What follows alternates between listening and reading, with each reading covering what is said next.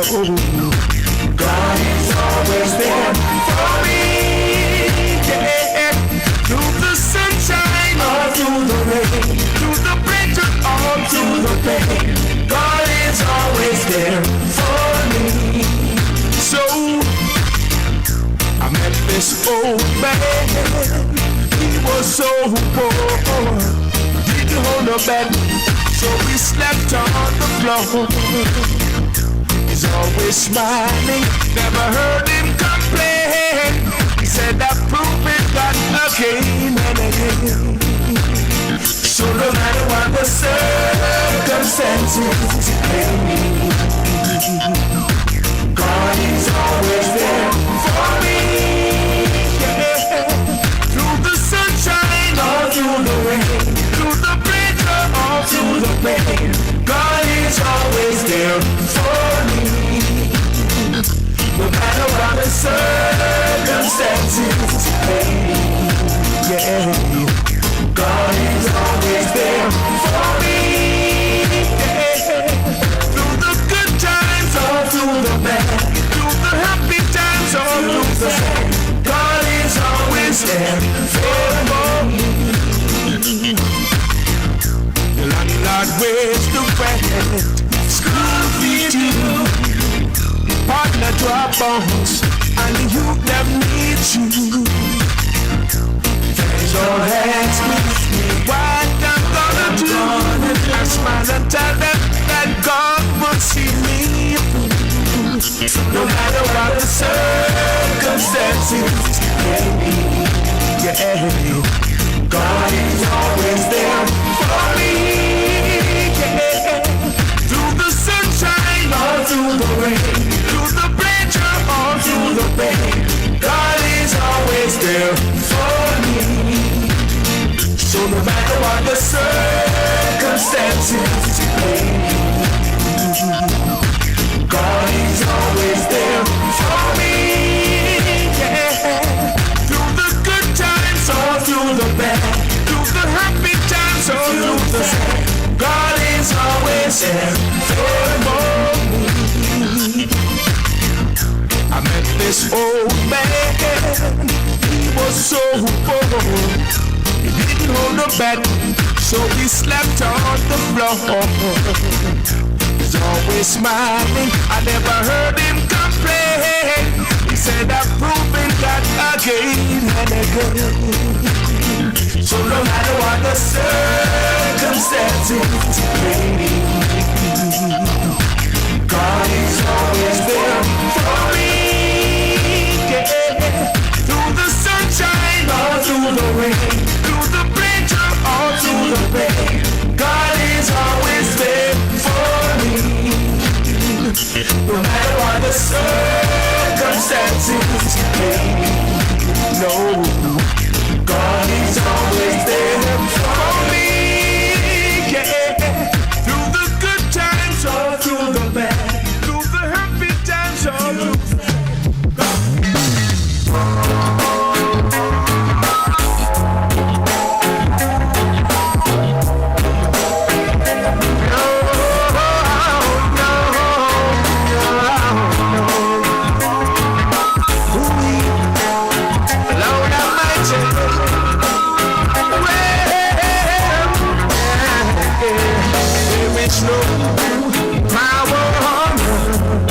to separate me from God.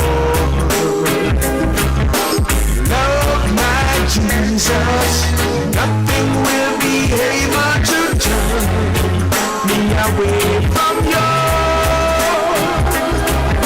I love you, Father. Anyhow, the afflictions of the righteous, the hearts of pain, getting more.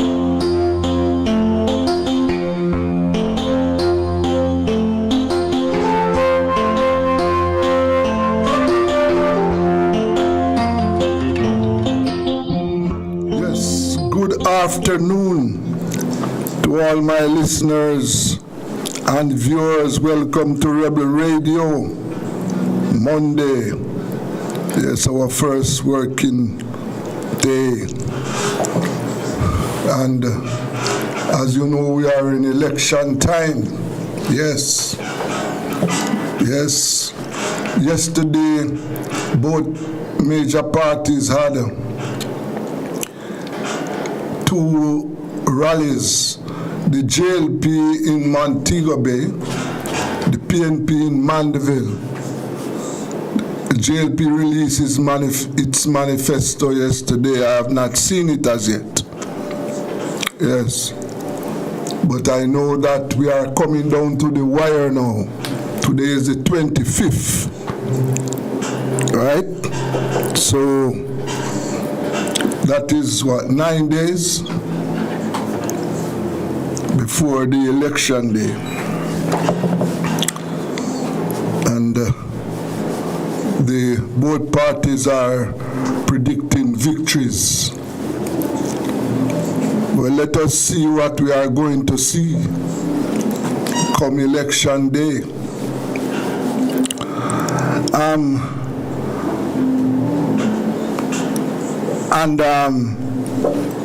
We at Rebel Radio, yeah, it is a sad day for us because we observe that the killings continue in Gaza, and four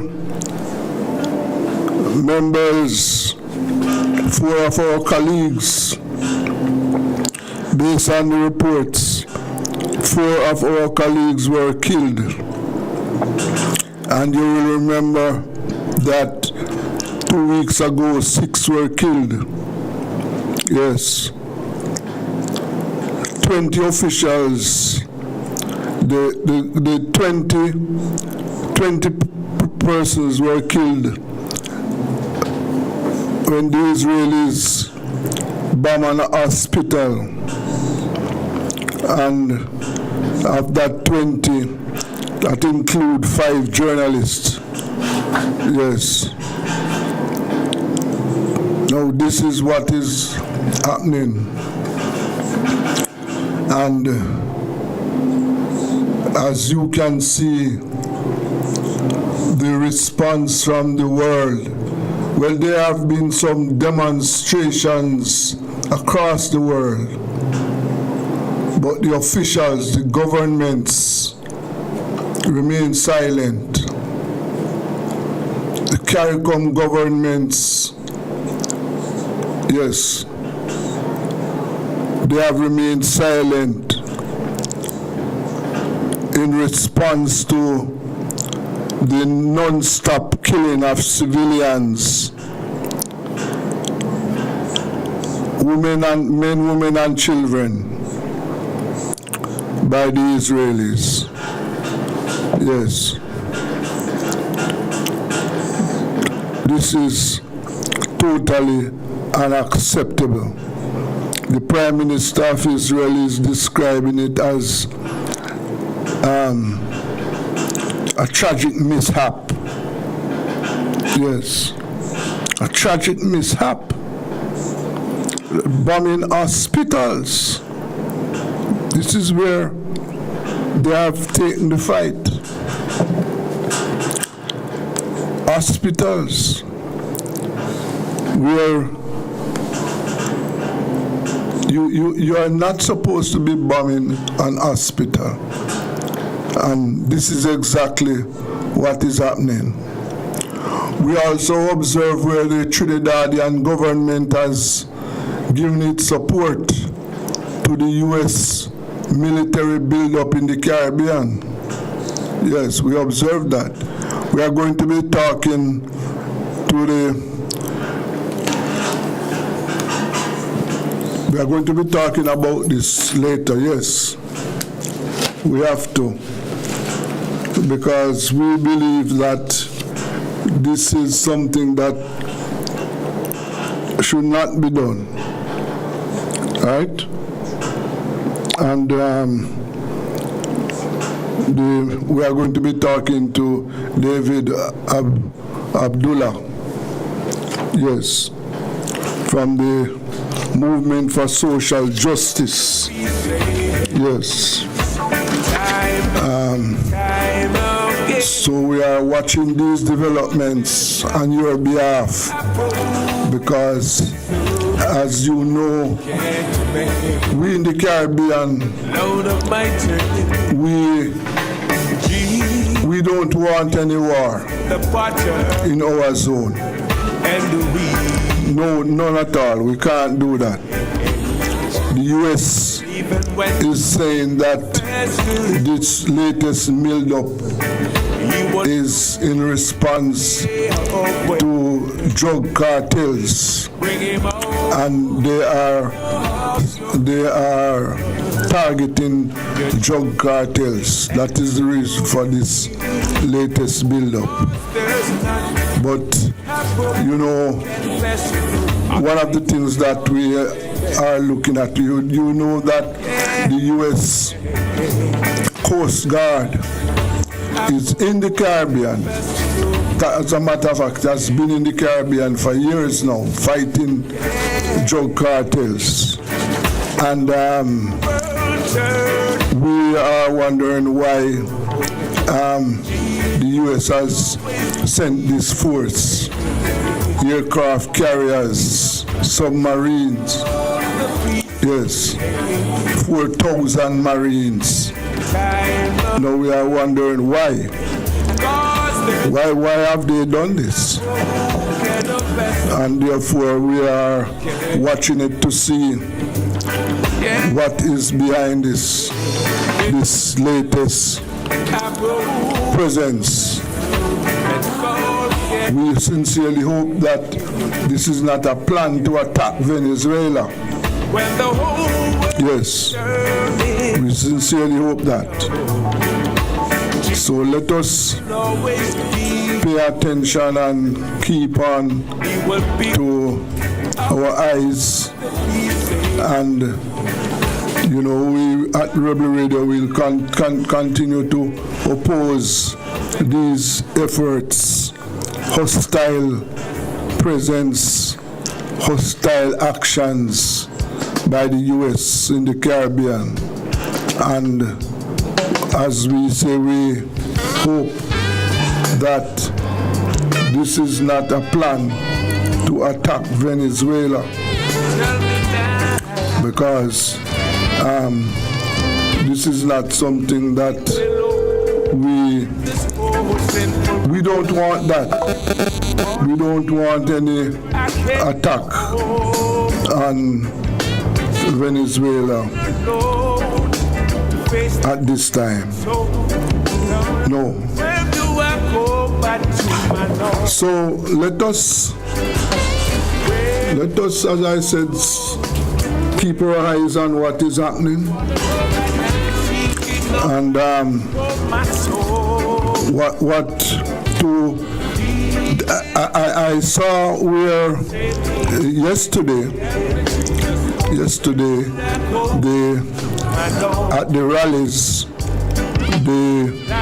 both political parties made some more promises. Yes. About what they intend to do if they form the government. Yes. So let us see. Hello, Chairman. Hold on. Well, listen, man, I don't want to go into a situation where you ask the questions that I can't answer.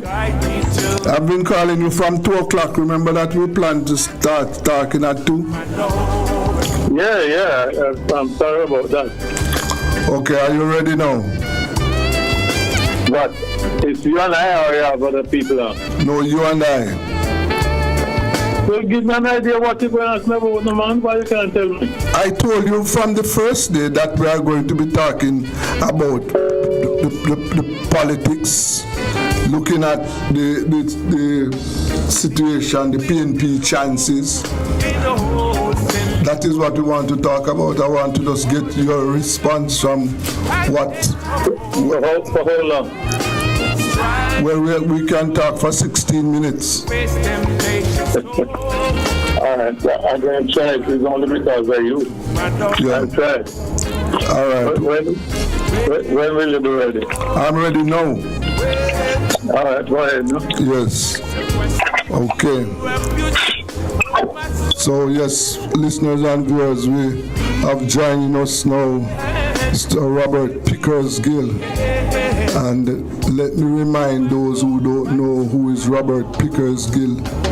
This is the former minister in the PNP administration, chairman for life, right?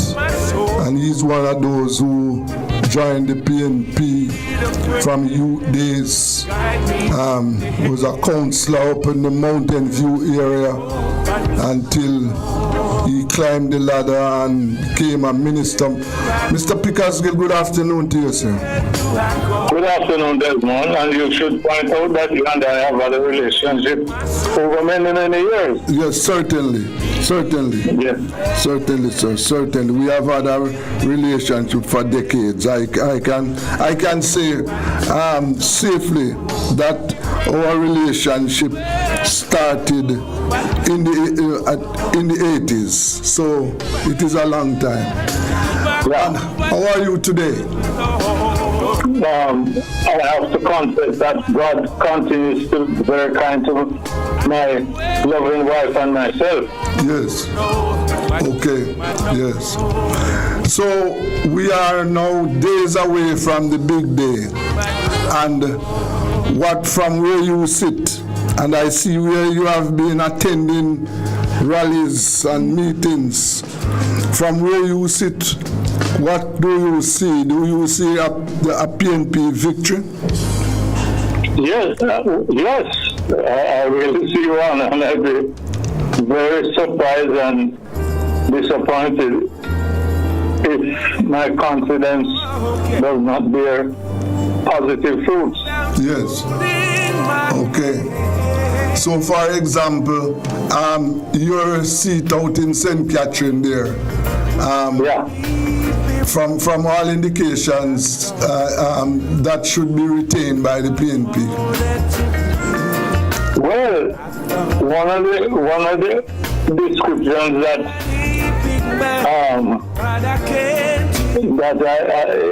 how do they describe me, 7-star general. Okay. And by that, on 7 occasions I was victorious. And I must tell you that I did not inherit a PNP constituency. When I fought my first election, it was against a sitting Labour MP. Yes. So I really feel confident, and especially so that the person who is replacing me on this occasion is Damon Crawford. Yes. A candidate in whom I have great confidence. Mm-hmm. Okay. So we should see that. We should see that that seat is going to be retained. Now, tell me now, how do you you have been listening to the PNP presentations? So give me an idea. What is your take on what the PNP has advanced in terms of the promises and the projections that they are making? No, I didn't hear what you said about. I said you have been, repeat the last sentence. What? I said you have been listening to the PNP projections and their promises. Yes. And I'm sure that you would have seen the manifesto also. That I've seen the manifesto? Yes, the PNP manifesto. I went to the launch, but well, go ahead. I went to the launch. Yes. I was at the launch. Yes. So, what do you expect? Give me your take on the PNP, what the PNP is projecting to do if elected. What is your thoughts on those? Well, I have every confidence, and what I'm seeing, Desmond, and you would know that too. The turnout at these meetings The one, for instance, last night in Manchester. Yes. That kind of crowd, you can't buy it. That crowd is really genuine. People attending a conference and showing that they are resolute and ready. Yes. I saw it, I watched it, I wasn't there, but I was proud. Yes. So was I in Crossroads. Yes. The energy and the responsiveness, man, you can't buy that. Yes, certainly. One of the things that I believe that the base, the PNP base is energized, and that 130,000 PNP votes that stayed home in 2020, they are coming out in this election. I believe so. Well, I share that view for sure. Yes. Yes. And as you said, this is not the crowds that we have been seeing. Well, Mr. Picazil, when I look at what is happening, the JLP base is also energized, Yeah. Yes, when the crowds that we are seeing at these public rallies, they are really massive crowds. Massive. Yes. And I am also looking at that the voter turnout this election is going to go. From my belief, I think it is going to exceed 60%. That is my belief. Okay, well, I'm tending to agree with you. Yeah. I put it this way, I'd be surprised if it is not. Yes. And you are satisfied that the party is ready to take government. Hold on. The code passing. Repeat that. I'm sorry. I'm satisfied that. The party is ready to take government. More than ready. Its anxiety to do it is aligned to its readiness. Yes. Come on, I mean, when it comes to the leadership of government, and I make my comparison between the present Prime Minister and my leader, Comrade Mark Golden, there is absolutely no comparison, and I really don't want to go into the ins and outs of that. You should know, I mean, the IC, that all parliamentarians are subjected to. I mean, not only has Mark passed with easily, this time you're talking about 3, going on to the 4th. You can't, I want to take the thing to court, and having gone to court in the first instance, he was not successful. I don't know, no country with or parliamentarians, I should say, because it should start there. But you see, Desmond, if you have 9 or so among you who have not passed their test as well, they can't say anything. They have to shut up. They can't suggest that you should step down. No. Because his response would be, what about you? Yes. Yes. And that thing that the IC has, that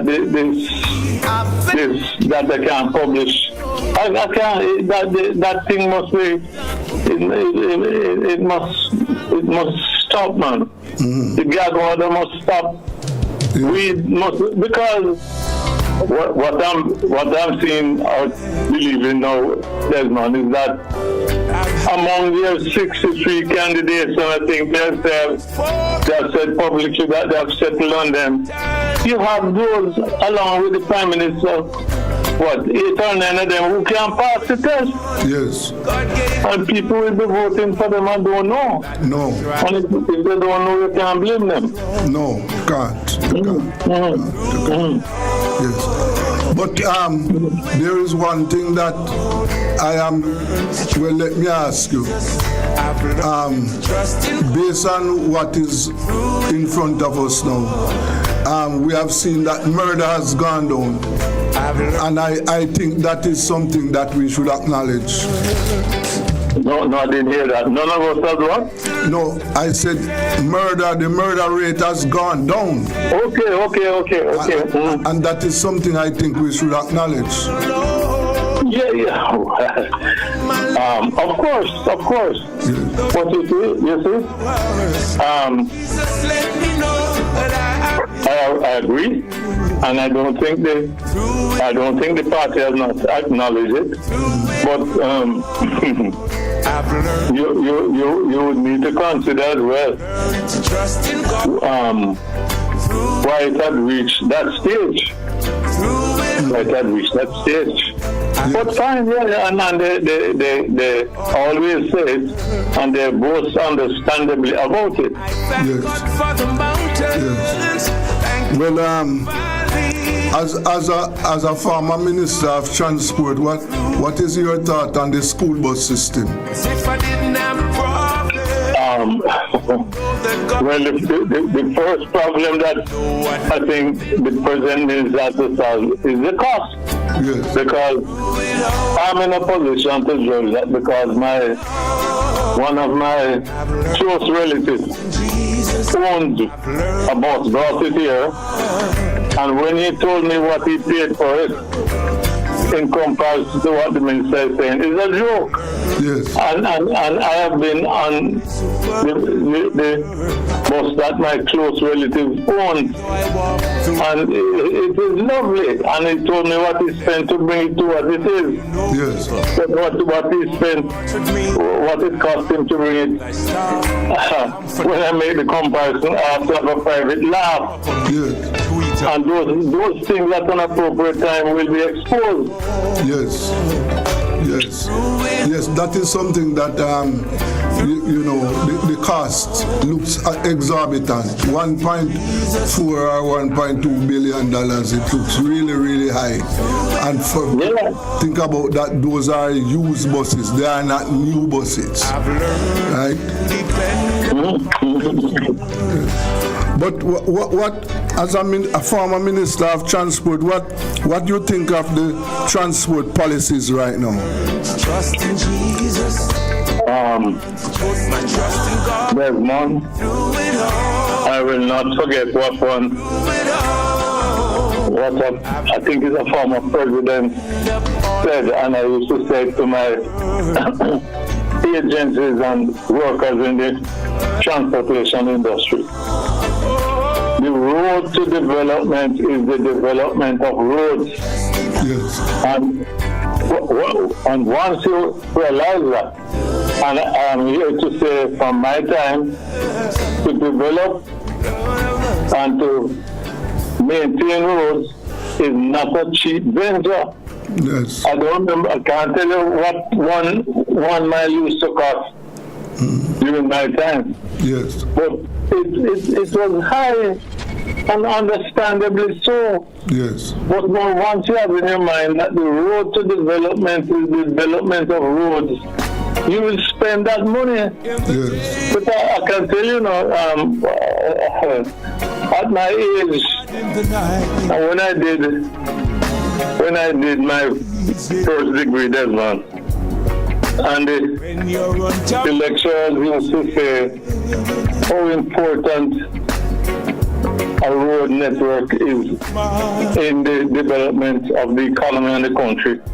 I heard it, and it was in my memory, but it did not come home to me, Desmond, until I visited the United States and to see what a road network can do. Yes. And after that, I went to China and see what roads in China, what they do. Mm-hmm. We leave the man a road, the road to development is the development of roads. Yes. Yes. I have no doubt at all. Yeah. All right. I want to thank you for your time today and continue to enjoy good health, and thanks very much. Yeah, man, on a private note, you only seem to remember me when you want me to do something in your journalistic journey. But I never forget you. Never. Even when I don't call, I never forget you. The feeling is the same. All the best. All the best. Thank you very God much. bless. God bless. God bless. All right. That was Chairman for Life there, Robert Peters Gill. Yes, and we were talking about the PNP chances at the polls. This is Rebel Radio. Let's take a break.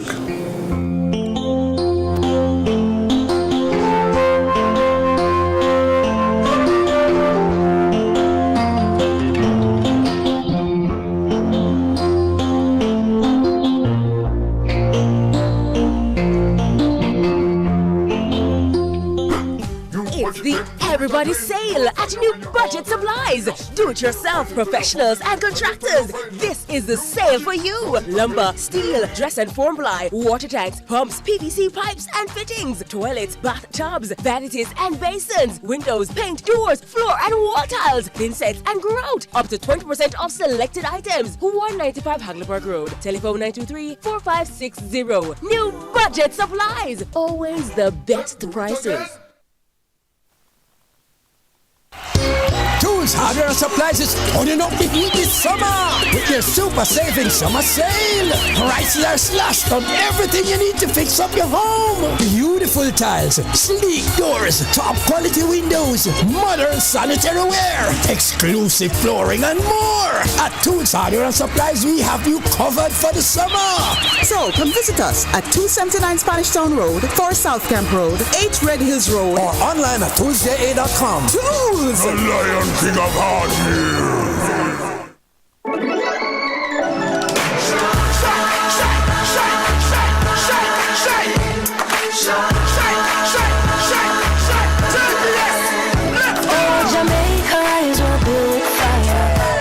And vibes, and through it all there's a glow inside. Let's keep her shine alive. From the market to the factory floors, from the hillside green to golden shores, we're reaching heights, energy that lights the sky. Shine bright, Jamaica. Shine bright, Jamaica. Feel it, feel it. Together we climb. JPS Jamaica. Together we shine. shine for the ends, shine with your family, shine with your friends, light up the streets and make the vibes blend. Your JPS and make the shine never end.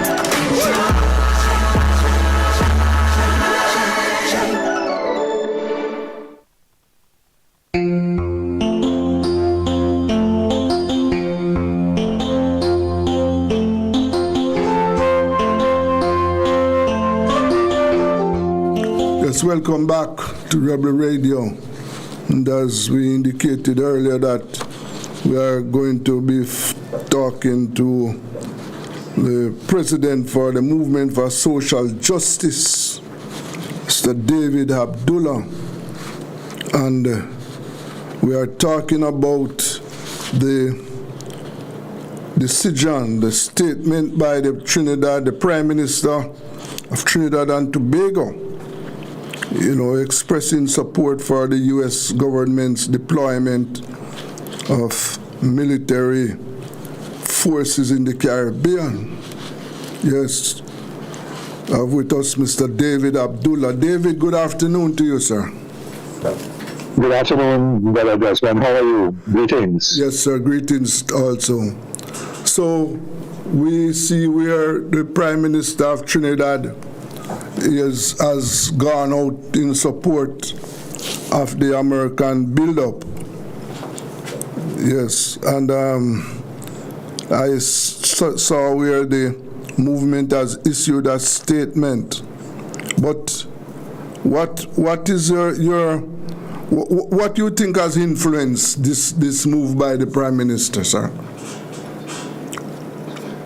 Well, yeah, it's difficult for me to, again, a very good afternoon to you and all of your listeners. It's difficult for me to know precisely what motivated the Prime Minister of Trinidad today to make that statement, other than the fact that over a number of years, with respect to the issue of Venezuela, while she was in opposition, both Mrs. Posadas as a leader of her party and leader of the opposition, and her party generally, made statements critical of President Nicolas Maduro, describing his presidency as not being legitimate, and went so far as supporting Juan Guaido, who was trying to be placed as the president of Venezuela through maneuvers by the opposition, of which Juan Guaido was a part, and supported by the U.S. and a number of other countries at the time. So she and her party have had a long-standing position on Venezuela, and that position is in sync with that of the U.S. State Department. Okay. And so this position, I think, is consistent with that that she has adopted over the last maybe 7 or so years. Okay. And it was very disturbing that the well, there was a sudden when she was leader of the opposition, because at that time the government of Trinidad and Tobago had a very different position and recognized the presidency of Nicolas Maduro, and opposed the maneuvers within the Organization of American States. There are a number of OAS member states, United States, Canada, Peru, El Salvador at the time, and a few others, supported by some CARICOM governments, incidentally, approved of the seating of Juan Guaido's representative as the legitimate representative of the government of Venezuela in the OAS Council of Ministers. And the Trinidad and Tobago government opposed it at the time and condemned the Secretary General of the OAS, Luis Almagro, for taking actions which were contrary to his authority as Secretary General. And the UNC, led by Mrs. Posadas, was very critical of that, and at one time even called for the U.S. to sanction Trinidad and Tobago and its government leaders when the Vice President of Venezuela, Delcy Rodriguez, paid a visit to Trinidad, or a short visit, to discuss matters. This was during the COVID period, and she actually called on the U.S. government to sanction us. Mm-hmm. So she has had a position that is very much in sync with that of the U.S. Why she has adopted that position, I really cannot say, except to say that the MSJ has consistently critiqued her while she was in opposition, and we also did so yesterday when she issued that statement in support of the U.S. Deploying military assets in the Southern Caribbean. Yes, sir. Yes, because we, as you have pointed out, and it is plain for us to see that we are not against the Caribbean. Is not against the fight against drug cartels, because we have had an agreement for the U.S. Coast Guards to patrol our waters and to detect and interdict drug trafficking. This has been going on for years. Correct. Yes. But what we are seeing now, why the U.S. intend to use destroyers and submarines to fight drug cartels. We don't understand that. And they have 4,000 troops. Now, where are those troops? We would like to know where are they going to be landed? That is something that we are watching to see. Which are they going to remain on the ships, or what is going to happen? We don't know. Yeah, exactly. And some time ago, the Trump administration had suggested to Mexico that they would be prepared to send U.S. troops into Mexico to work with Mexico, the Mexican authorities, in the fight against the drug cartels operating out of Mexico. Yes. And the president of Mexico very firmly and respectfully rejected any notion of any foreign military personnel operating in Mexico to deal with drug cartels and drug interdiction.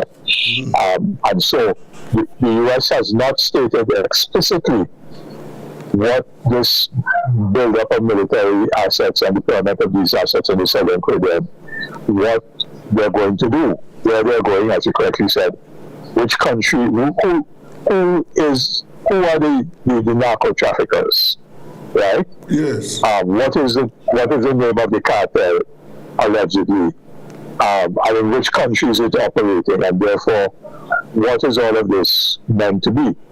And you're right. So the Prime Minister Antibero regretfully swallowed the position or the narrative put out by the U.S. of the rationale for this military deployment, when there is no evidence at all that has been advanced for this move. Yes, and so she really accepted what we are seeing is a lie, which is the narrative by the U.S. and which is really meant to try to justify this military deployment. And as you correctly said at the start, Desmond, there's always been collaboration between the United States and CARICOM countries insofar as drug interdiction. I'll go so far as to say that there's been collaboration, although there's a U.S. blockade of Cuba and so on, there's collaboration between the Cuban authorities and the Americans with respect to drug interdiction as well. Yes. Yes? Yes. And Mexico, there's collaboration with Mexico and the U.S., but all of this involves law enforcement. In other words, police, DA, as the case may be, but not military. Because the military is not about law enforcement. The military is about conquest and invasion, yes, and occupation. Yes. And the two we must make clear distinctions between those two. Yeah. Mm-hmm. No, that is very, very clear. We need to yes. We need, and one of the things that we are watching and to see, we have not seen or heard any other response from any CARICOM countries. We have not heard anything. So we are watching to see if the CARICOM is going to endorse this action. Yeah, well, Guyana did make a statement on Friday, I think it was, prior to that of Trinidad and Tobago. Mm-hmm. Their position was not quite as explicit and not as strong, but was stating that they support any effort to deal with narco trafficking, etc., right? Yes. But it did not explicitly talk about the use of military force. The president of Ghana, I'm sorry I didn't read this statement this morning, I didn't remember the documents, but the president of Ghana did say, however, that he's concerned about the implications for regional peace and security at this moment. So even though Ghana stated that they support any effort to deal with narco trafficking and drugs and so on, he also subsequently expressed concern about the implications of this for the peace and security of the region. Prime Minister Ralph Gonzalez at a Kai Fest activity on Saturday did speak about the need for CARICOM to address this matter internally and as a collective. So he signaled how he thought it should be done. And Prime Minister Tony Motley at the same event, CARICOM event, which was a high-level discussion, which included the Secretary General of CARICOM, Dr. Karen Barnett, the Vice Chancellor of the University of the West Indies, Professor Sahiri Beckles, and the former Secretary General of the ACS, now Chair of the United Nations body, Ambassador June Suma from St. Lucia. Prime Minister Motley also said that she's concerned about recent developments and insisted that the Caribbean is and must remain a zone of peace. So there have been some signals by other CARICOM heads. Now, there was also a meeting of the ALBA TCP, which was another hemispheric body. Not all CARICOM members of the ALBA TCP, but some of the CARICOM members participated in that meeting and issued a statement essentially expressing concern about this U.S. military deployment and re-emphasizing the importance of Venezuela's sovereignty and that there must be no military intervention in the region. Yes. So, one of the disturbing developments is the apparent or real fragmentation of CARICOM, because very disturbing to a number of us in Trinidad and Tobago was a statement by the Prime Minister that she has not engaged and does not intend to engage with CARICOM on this issue,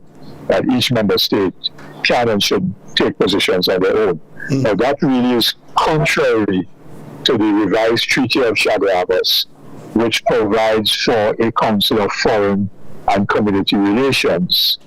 And one of the objectives of the revised treaty is, in fact, to harmonize or to seek to harmonize our positions on foreign relations, and the specific responsibilities of the Council of Foreign and Community Relations is to work towards the ensuring that CARICOM member states and major matters of regional, hemispheric, and global importance speak and act with a common voice. I'm paraphrasing it, but I included the actual quote in my press release yesterday. Yes. So we're very worried about the fragmentation of CARICOM. Now, the chair of CARICOM, as I mentioned in our conversation on Friday afternoon, the chair of CARICOM is in fact your Prime Minister, the Prime Minister of Jamaica, Prime Minister Andrew Holness.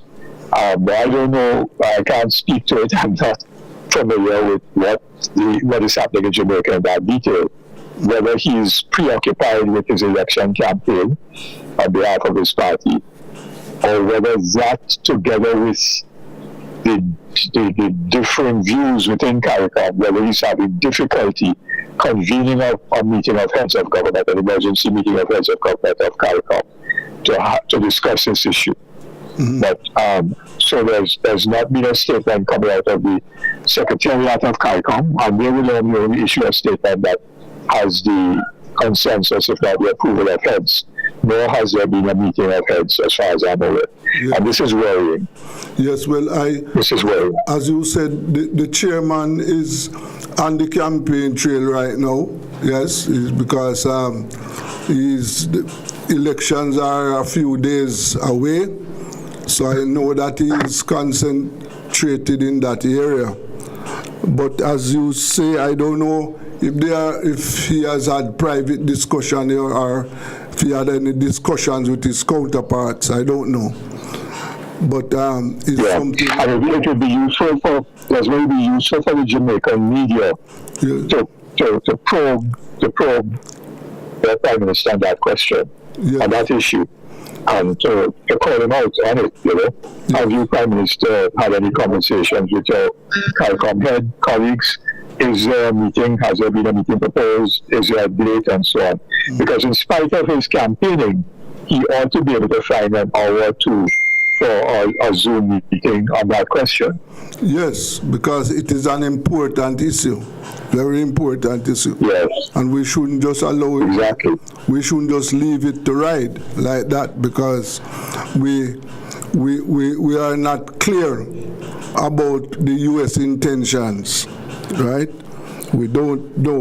We have 4,000 troops, 4,000 Marines, warships. No, that is an indication of some plan. So we want to be proactive, because as you said, and a lot of Caribbean people are in agreement with this. We don't want any war in our region. We don't. Yes. And I can't remember if it was in a conversation with you or in another conversation that I had, that the issue was as to whether it is not only Venezuela, perhaps it is saber-rattling against Venezuela, but we have it compared to Cuba.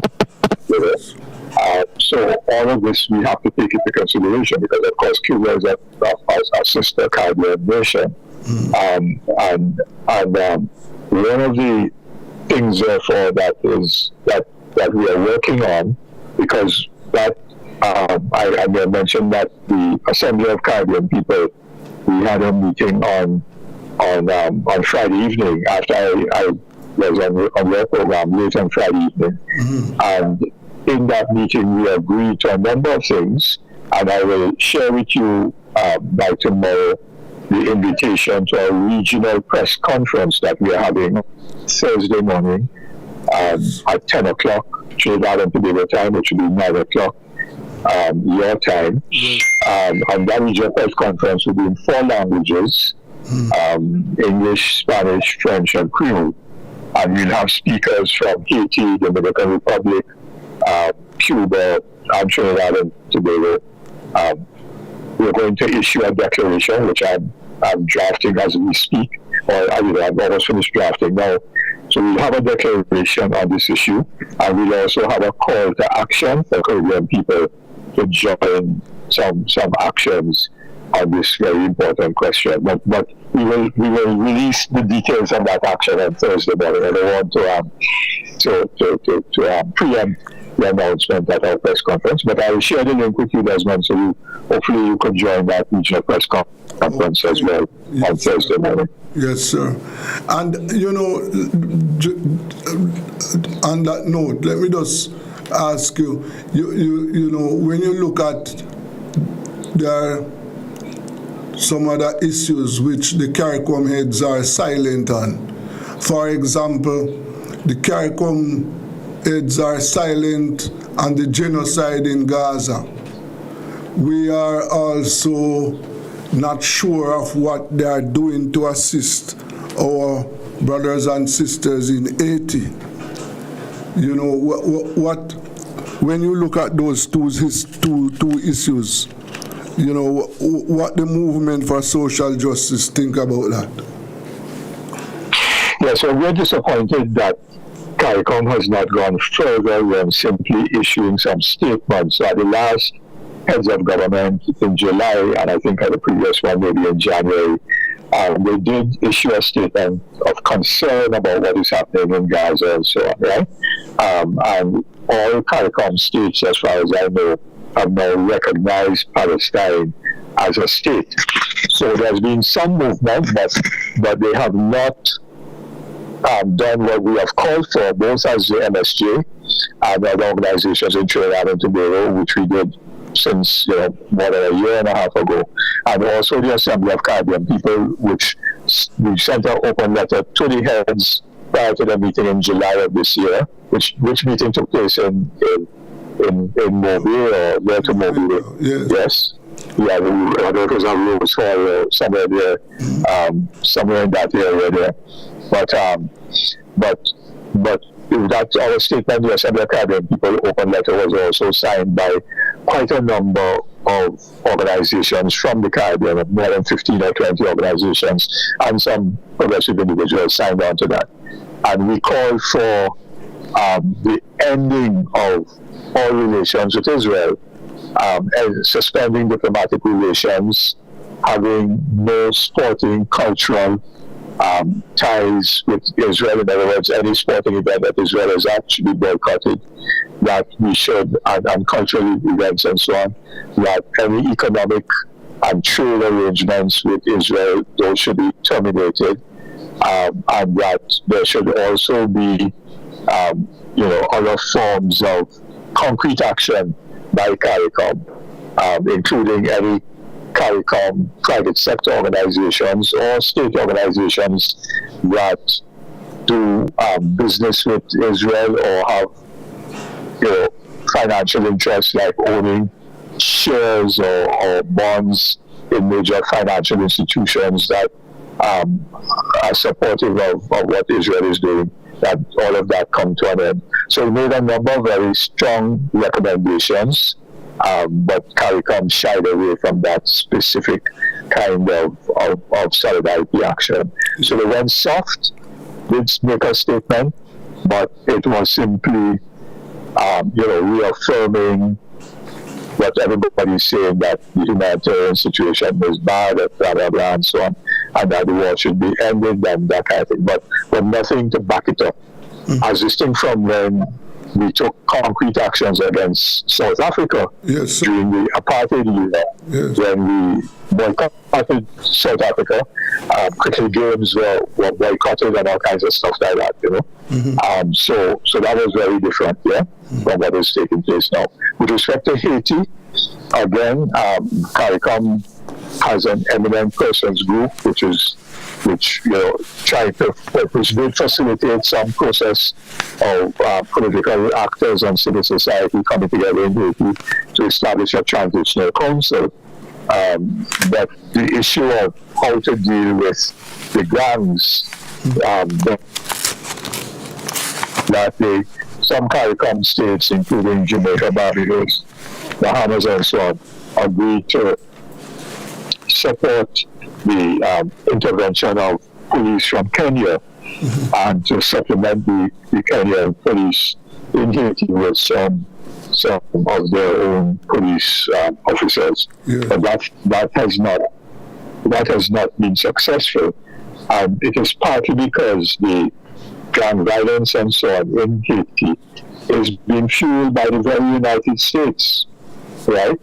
That has sought to support the major drug dealers and the wealthy elites that are behind drugs and other things in Haiti and the destabilization of Haitian society in order to maintain their economic interests and so on. So, when the U.S. talks about trying to deal with drugs and narco traffickers, they wouldn't take the beam out of their own eyes for being complicit in that activity themselves. Yes, definitely. So, we look forward, as you said, to you having a press conference on Thursday, and on Thursday morning. Yes. Thursday morning, which will be 10 o'clock, Toronto time, which is 9 o'clock your time. Yes. So I'll send you the press release, which will have the link to that Zoom press conference, and whatever you can do to share it around to your other media colleagues in Jamaica, we will appreciate it. Yes? Yes, of course, yes. I want to thank you very much for your time, and we have to keep the focus on this and keep eyes on this situation, because, as we say, it is very dangerous and we have to follow it up. Thanks very much. Thank you very much, brother. Appreciate it. Yes. It was Mr. David Abdullah, the president for the Movement for Social Justice, and we were talking about the situation in the Caribbean right now with that build up there. And as we discussed a while ago, we need to know what is the purpose of so much military assets to address the drug trafficking. Yes. Aircraft carrier, warships. Yes. 4,000 Marines are in the area right now. We believe that they are other motives behind this. So we at Rebel Radio, we are, watching to see what is going to happen. And we want the Caribbean people to keep an eye. We want our area to remain a zone of peace. Let us take a break. This is Rebel Radio.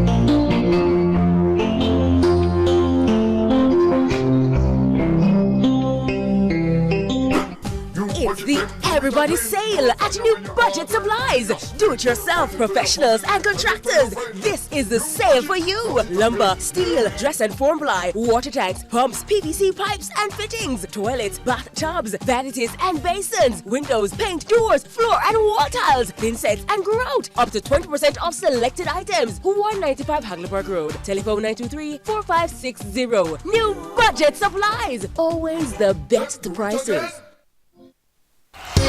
Tools, hardware, and supplies is turning up the heat this summer with their super saving summer sale. Prices are slashed on everything you need to fix up your home. Beautiful tiles, sleek doors, top quality windows, modern sanitary ware, exclusive flooring, and more. At Tools, hardware, and supplies, we have you covered for the summer. So come visit us at 279 Spanish Town Road, 4 South Camp Road, 8 Red Hills Road, or online at toolsja.com. Tools! The Lion King of Hard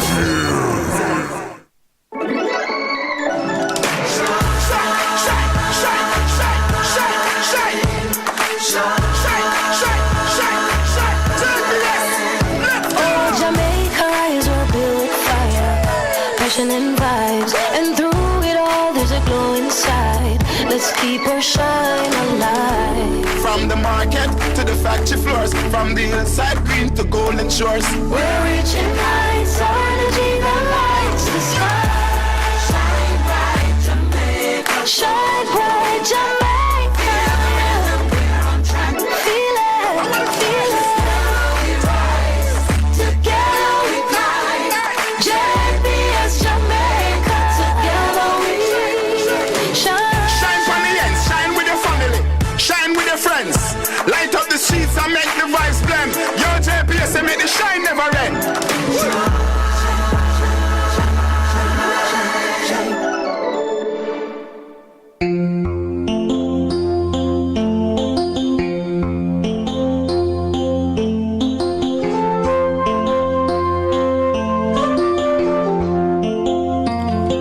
Yes, welcome back to Rebel Radio. And we are going to go over to Gaza now.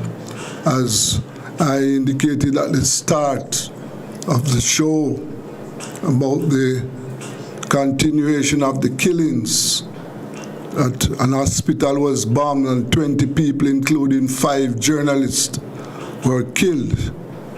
Yes, and we have with us one of our brothers here, Libre, with us this evening. Libre, good afternoon. Good afternoon, brother. Thanks for having me again. Yes, sir. Yes. And how are things over there now? I saw where the latest, I think it was yesterday, that there was another bomb attack and an hospital was bombed. And 20 people, based on the report, were killed.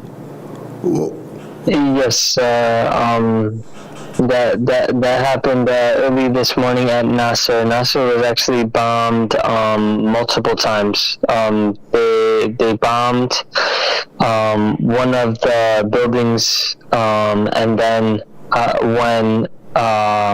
when the civil defense and journalists went to go help people, they were bombed.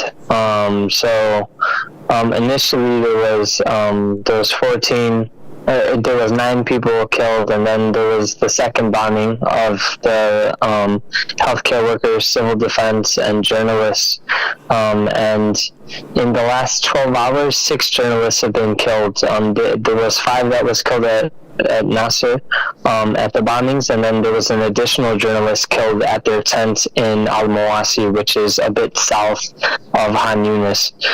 So today, in total, 6 journalists have been killed. And at Nasser Hospital, that was bombed multiple times, there was at least 20 killed. And again, we're talking about a hospital, a place that under international law is protected. Journalists, same thing. So there's a lot of breaking of international law, which is not, I mean, the Israelis don't care about international law. They keep on breaking it because there's no accountability. Yes, sir, yes. So the sufferings continue. Don't tell me, what about food and water? I saw where some moves were made about 2 weeks ago now to open up the gates to allow trucks to come in. How is that going? Since there's only been maybe a little bit less than 1,200 trucks that have entered in the last month.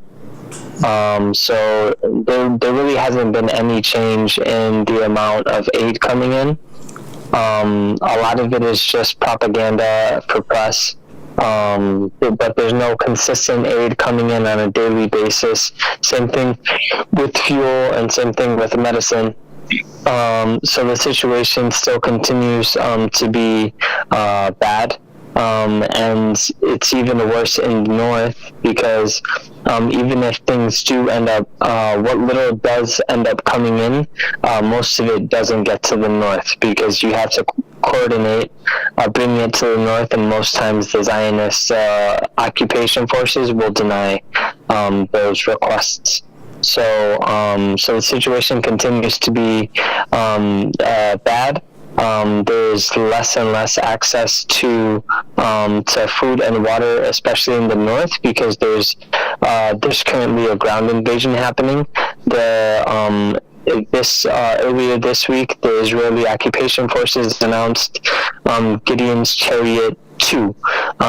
So the first one was announced on March 18th, and now they've officially announced Gideon's Chariots 2, which is the goal of this is to take over all of Gaza City, and then and bring possibly up to 130 reservist Zionist soldiers to occupy the north of Gaza. The Gaza City is the last part of the north of Gaza, so if they take it over completely, all Gazans, there's about 1 million here in Gaza City that will be forced to move to the central and south Gaza. And keep in mind, we're already only in about 14% of the Gaza Strip. So there's about 2 million people in 40 square miles right now. If they take over Gaza City, it'll be even less. Wow. No.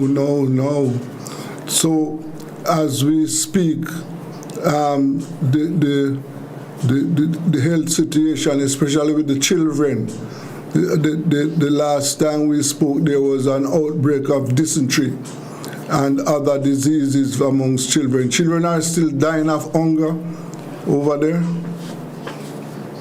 Yes, I believe there has been a total of 116 children that have officially starved to death, and in total 224 people have died. 116 of them, being children, have died of hunger, and 30 of those people have died just in the last week. So the situation is getting worse, and because I'm not sure if I said this the last time we talked, but 85% of the Gaza Strip of the population is in famine, and 100% of people in Gaza are food insecure. It puts us on par for there to be more deaths due to starvation, which also makes it more complicated when we are able to bring in any type of aid, because people will be in desperate need and try to go to these places. And the airdrops are the airdrops that have been showing up on social media, those are very ineffective. People actually die because when you do the airdrops, they end up falling on people's tents or falling and crushing people. And then there's also injuries. So airdrops are ineffective. We need to open the border to get in the aid. That's the only thing that would help. Yes. Now, tell me something about housing. Those people, those Gazans now, the most of them, the majority, they are living in tents or they are homes where people are living in? Over 90% of the people in the Gaza Strip are living in tents. And now, because the situation is so bad and because there's a total blockade, there's a new phenomenon that did not exist before the genocide, which is now people are living in the streets. Why are they living in the streets? Because no tents are being allowed in and people are being forcibly displaced. So they're being forced to leave their tents to go to supposed safe areas, and then when they go to those areas, there's no tents available, and we haven't been able to get in tents since March 2nd. So we're talking about almost 6 months of not getting in any tents, people being forcibly displaced, and having to sleep on the streets. So most people are either living in tents or being forced to live on the street, unfortunately. And the situation is just getting worse. Yes. Living on the streets, meaning that there are no shelter. They have no shelter. Yes, because as they continue to do the forced evacuations and push people into a smaller landmass, everything is already occupied by people that were also forcibly displaced from other areas, and so the issue just keeps on getting worse and worse the more displacement, because schools are being used as shelters and they're already full. Pretty much any place that used to be public has turned into a shelter, and all of those are already filled with forcibly displaced Palestinians, and so anyone being forcibly displaced now doesn't have access to tents, and won't be able, and more likely than not, won't be able to find a place to even put a tent up if they were able to get one. We're talking about 2 million people in a very small landmass, and a very unstable situation, no consistent access to food, no consistent access to water and sanitation. So, I mean, scabies, meningitis, all of these things continue to grow, and the situation continues to get worse because we don't have even the most basic medicine like aspirin to hand out to people if they're in pain, and so the situation is getting quite bad. Oh my, that is terrible, terrible.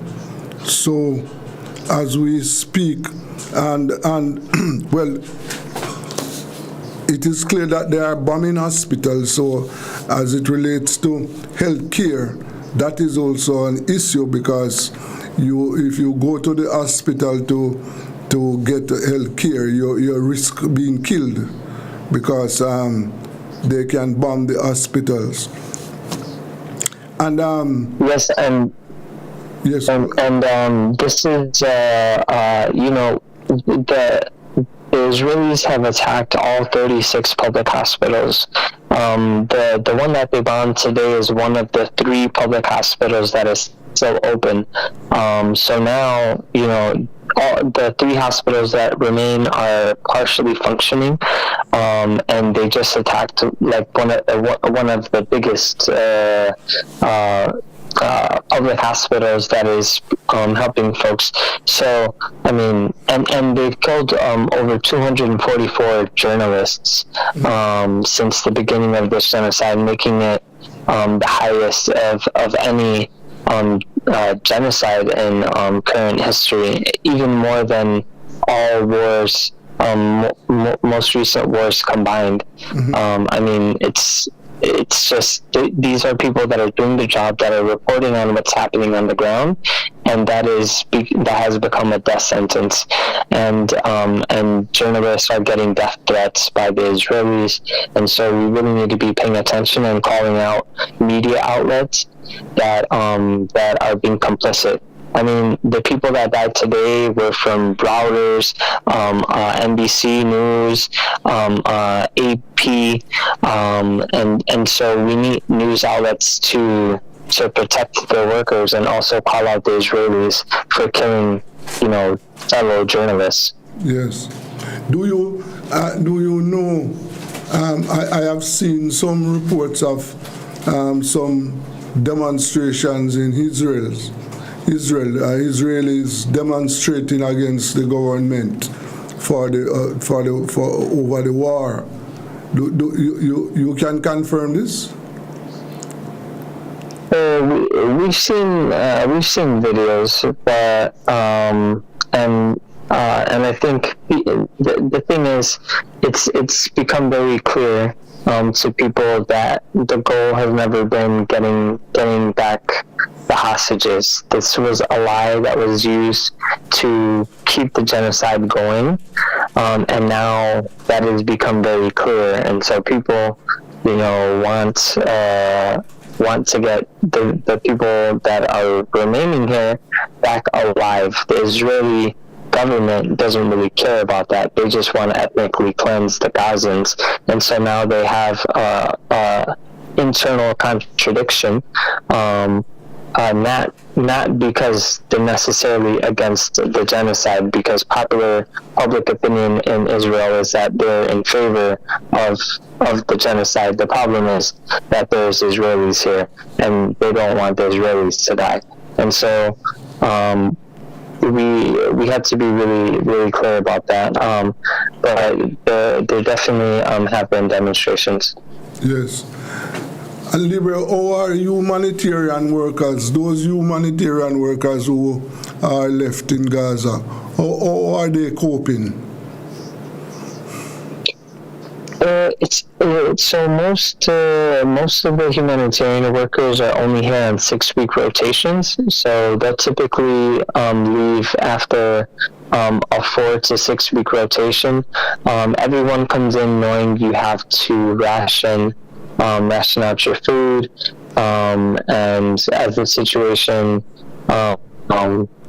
gets worse, people become more anxious because of the amount of increased bombing, attacks on hospitals. But today, for example, the attacks on Nasser Hospital happened when there were no international workers there because there was a meeting called. So it was just Palestinians at the hospital when it was under attack. And so, we should be very clear that the role of humanitarian workers, especially under conditions of genocide, is to be with the people and to call out the injustices, to end the genocide, and end the violence that's happening to the indigenous population. So, we need to collectively do more as a whole. And Brazil has been very good. Brazil just imposed sanctions on Israel about 2 weeks ago, and we're hoping more countries will do the same. We need countries to break diplomatic ties, and so we're hoping that this becomes part of a faster process to hold the Israelis accountable and make it economically impossible for them to continue this. But we need pressure from everywhere, especially our Caribbean brothers and sisters, because we got to hold our people accountable to being against the genocides in Palestine, Congo, and Sudan, and keep on calling out and raising attention to these issues. Yes, sir. Yes, and I can just imagine life in Gaza. There's always electricity. Do you have electricity where you are? If anybody has electricity, it's because of access to solar panels or a generator. Most generators have been running for about 2 years now, and there's no ability to get in spare parts. So the hospitals, for example, are starting to experience blackouts.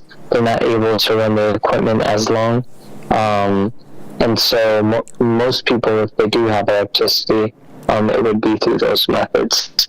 But they're very unstable because we're not able to get anything in. So it's just like the Caribbean. We make things happen with what we have access to. Yes. And thankfully, we are able to have limited access to electricity and other things, but in the long term, it's not sustainable. And I can imagine transportation is almost impossible. Non-existent. Yes, it's pretty non-existent. Most people move on foot, which also means when there are evacuations that it is very difficult. I mean, we have to consider, that there are elderly folks, that there are people with disabilities, that there are people that are malnourished and don't have energy, and so all of these things factored into the genocide and the constant bombing and exposure to who knows what chemicals, it all adds up to create a very complicated situation. So all infrastructure, including transportation, has been almost completely destroyed. Yes, sir. Yes. So it is just let me just go back a little to those people who are living on the streets. As you said, what is the weather situation is now in Gaza? Is it winter time or it is hot? It's summertime, so we're looking at about 33 to 34 degrees every day. So it's very hot. Yes, right. And therefore, I can really imagine that life must be very uncomfortable in those areas right now. Yes, especially because everyone's living in tents. So it's just there's no type of human dignity in the current situation. Yes, sir. Yes, and boy, can't really imagine how it is.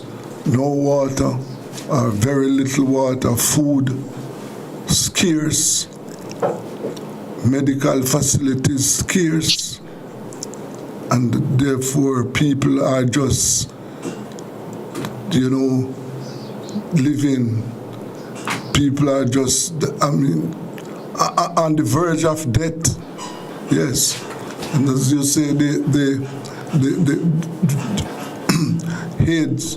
They are dropping AIDS, but that too is dangerous, as you indicated, because those supplies they fall on tents, and some people might get either injured or killed. Yes, right. And as you said, the aid trucks not coming in, right? So the trucks with aid supplies are there, but they are not allowing. Yes, but so far, what is the Israeli explanation for not allowing the trucks to come in? What do they say is the reason? What reason? The reason is that they say that Hamas is taking these things and keeping it. The fact is that the WFP and the UN and UNRWA and most organizations that were in charge of the 400 distribution sites before March 2nd have all disproved this. And as usual, the Israelis say things but offer no evidence. So they make claims with baseless claims that are lies. Can't prove them, but pretend as though it's truth. Yes, and they continue to bomb the place, claiming that they are bombing Hamas militants. That is.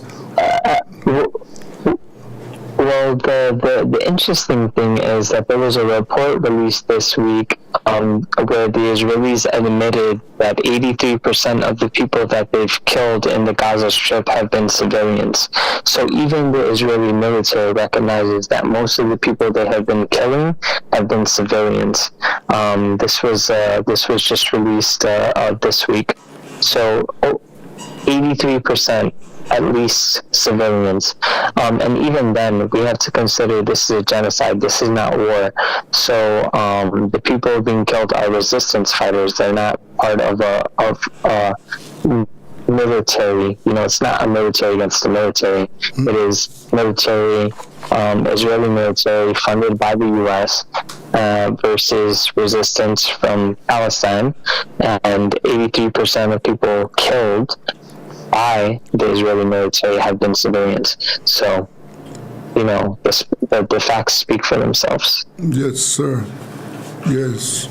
And the other thing, Libra, I can just imagine that the people, the age, elderly citizens, and as you pointed out, other people who have disabilities, the people who are blind, the people who have, physical disabilities, they must be suffering more because it is difficult for them to move as fast as young people. Yes. So the issues of accessibility for people with disabilities or elderly people are even more difficult and more uncomfortable. And forced evacuations are significantly harder for them because living in general is already, they need assistance. But all the roads have been destroyed, and it's just, there's nothing. It's unbearable. Yes, sir. Well, let us see what is going to happen, Libre. I urge you to do your best and try and keep safe, right? Okay, brother. Yes. Take care. Thank you very much. Yes. That was our brother there in Gaza, Libre, keeping us informed about the genocide in Gaza. And as you heard, that most of the people in Gaza now are living in tents. Now, can you imagine that? Right? People, as you heard, are living on the streets, out in the open, no shelter. Right? And this is happening as we speak. And the response, the global response to these atrocities from the leaders mostly silence. We in the Caribbean, we are, well, let us say, the leaders, we have not heard anything from the leaders. We have not seen any action to help the people in Gaza, right? And our colleagues, I'm talking now as journalists, our colleagues in the Caribbean too, we are silent, right? We are silent. As I had a discussion today with one journalist in a leadership position, and he told me that he is not aware of these killings. And frankly, he said that he doesn't care. Yes, he doesn't care about the killing of his brothers and sisters. No, this is the attitude that we have adopted. Totally unacceptable. Let's go for a break. This is Rebel Radio.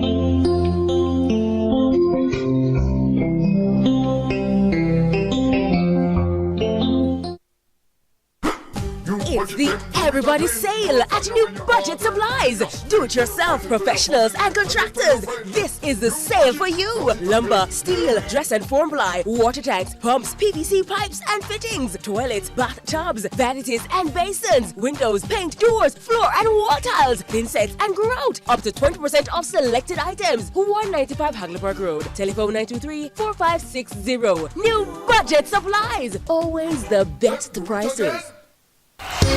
Tools, hardware, and supplies is turning up the heat this summer with your super saving summer sale. Prices are slashed on everything you need to fix up your home. Beautiful tiles, sleek doors, top quality windows, modern sanitary ware, exclusive flooring, and more. At Tools, hardware, and supplies, we have you covered for the summer.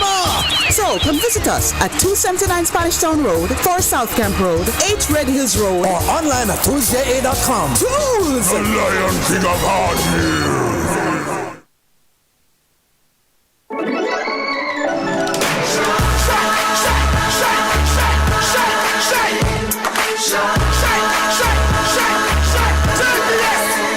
Oh, Jamaica is what built fire, passion and vibes, and through it all there's a glow inside. Let's keep her shine alive. From the market to the factory floors, from the hillside green to golden shores. We're reaching heights, energy that lights the sky. Shine bright, Jamaica. Shine bright, Jamaica. Feel it, feel it. Together we climb. JBS Jamaica. Together we shine. Shine for the ends, shine with your family, shine with your friends. Light up the streets and make the vibes blend. Your JPS and make the shine never end.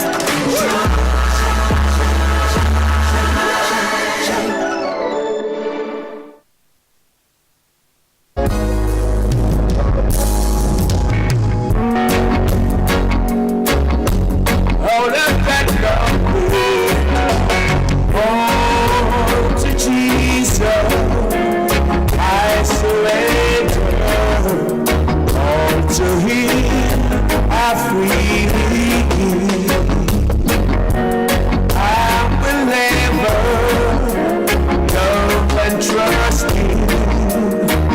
In His presence,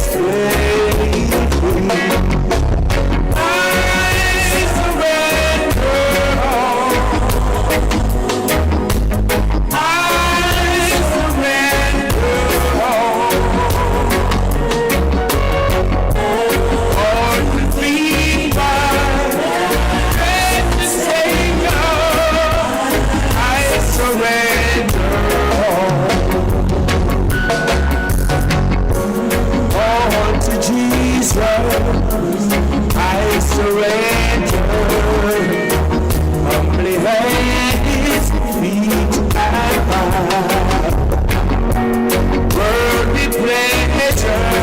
yes, all forsaken. Take me, Jesus, take me now. I surrender all. I surrender all. All to thee, my precious Savior. I surrender all. All to Jesus.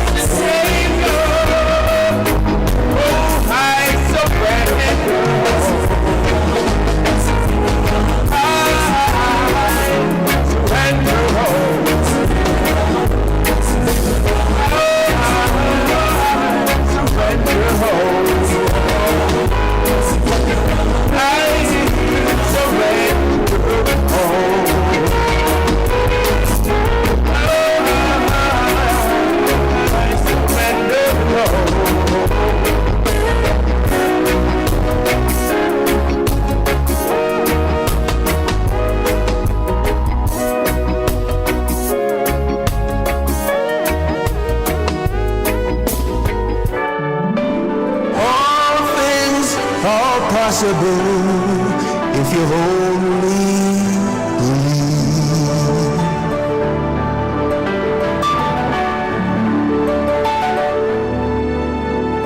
Sitting at home all alone, wondering what tomorrow may bring. He of little faith, dig deeper within. Healing the sick, he raised the dead, he walked on the sea. He worked miracles if you only believe.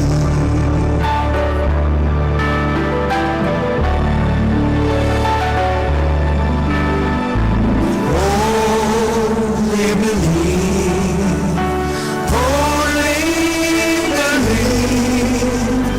All things are possible if you only believe. Only believe, only believe.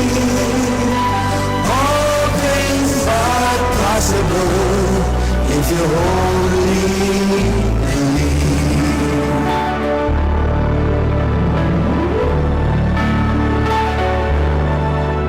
Lord, show me the way to do your will, and I will obey. I wanna be your servant. On my knees I pray. Lord, give me strength to carry on. Please lead the way, because I believe.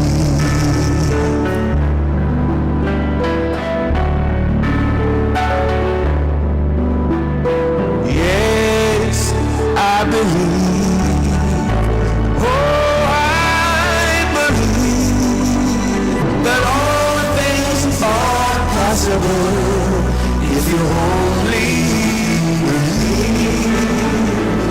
Only believe.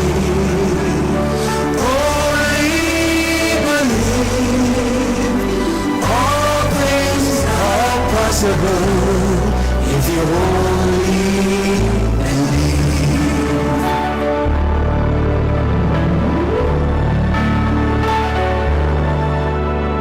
Sitting at home all alone, wondering what tomorrow may bring. He of little faith, dig deeper within. Healing the sick, he raised the dead, he walked on the sea. He worked miracles if you only believe.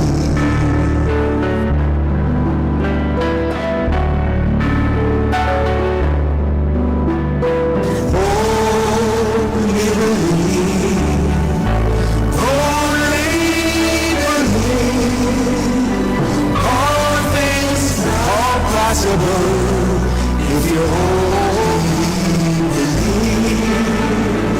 Only believe. Only believe.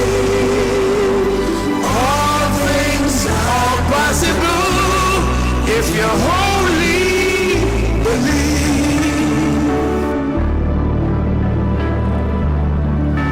If you only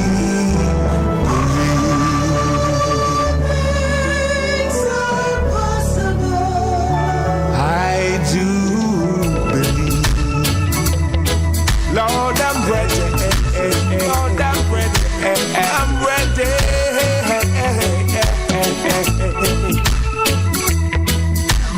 Lord, I'm ready for you calling. I know you will let me when I'm falling. With all the obstacles that's in my way, you move them all away. Lord, I'm ready for you calling. I know you will let me when I'm falling. When all the obstacles that's in my way, you move them all away.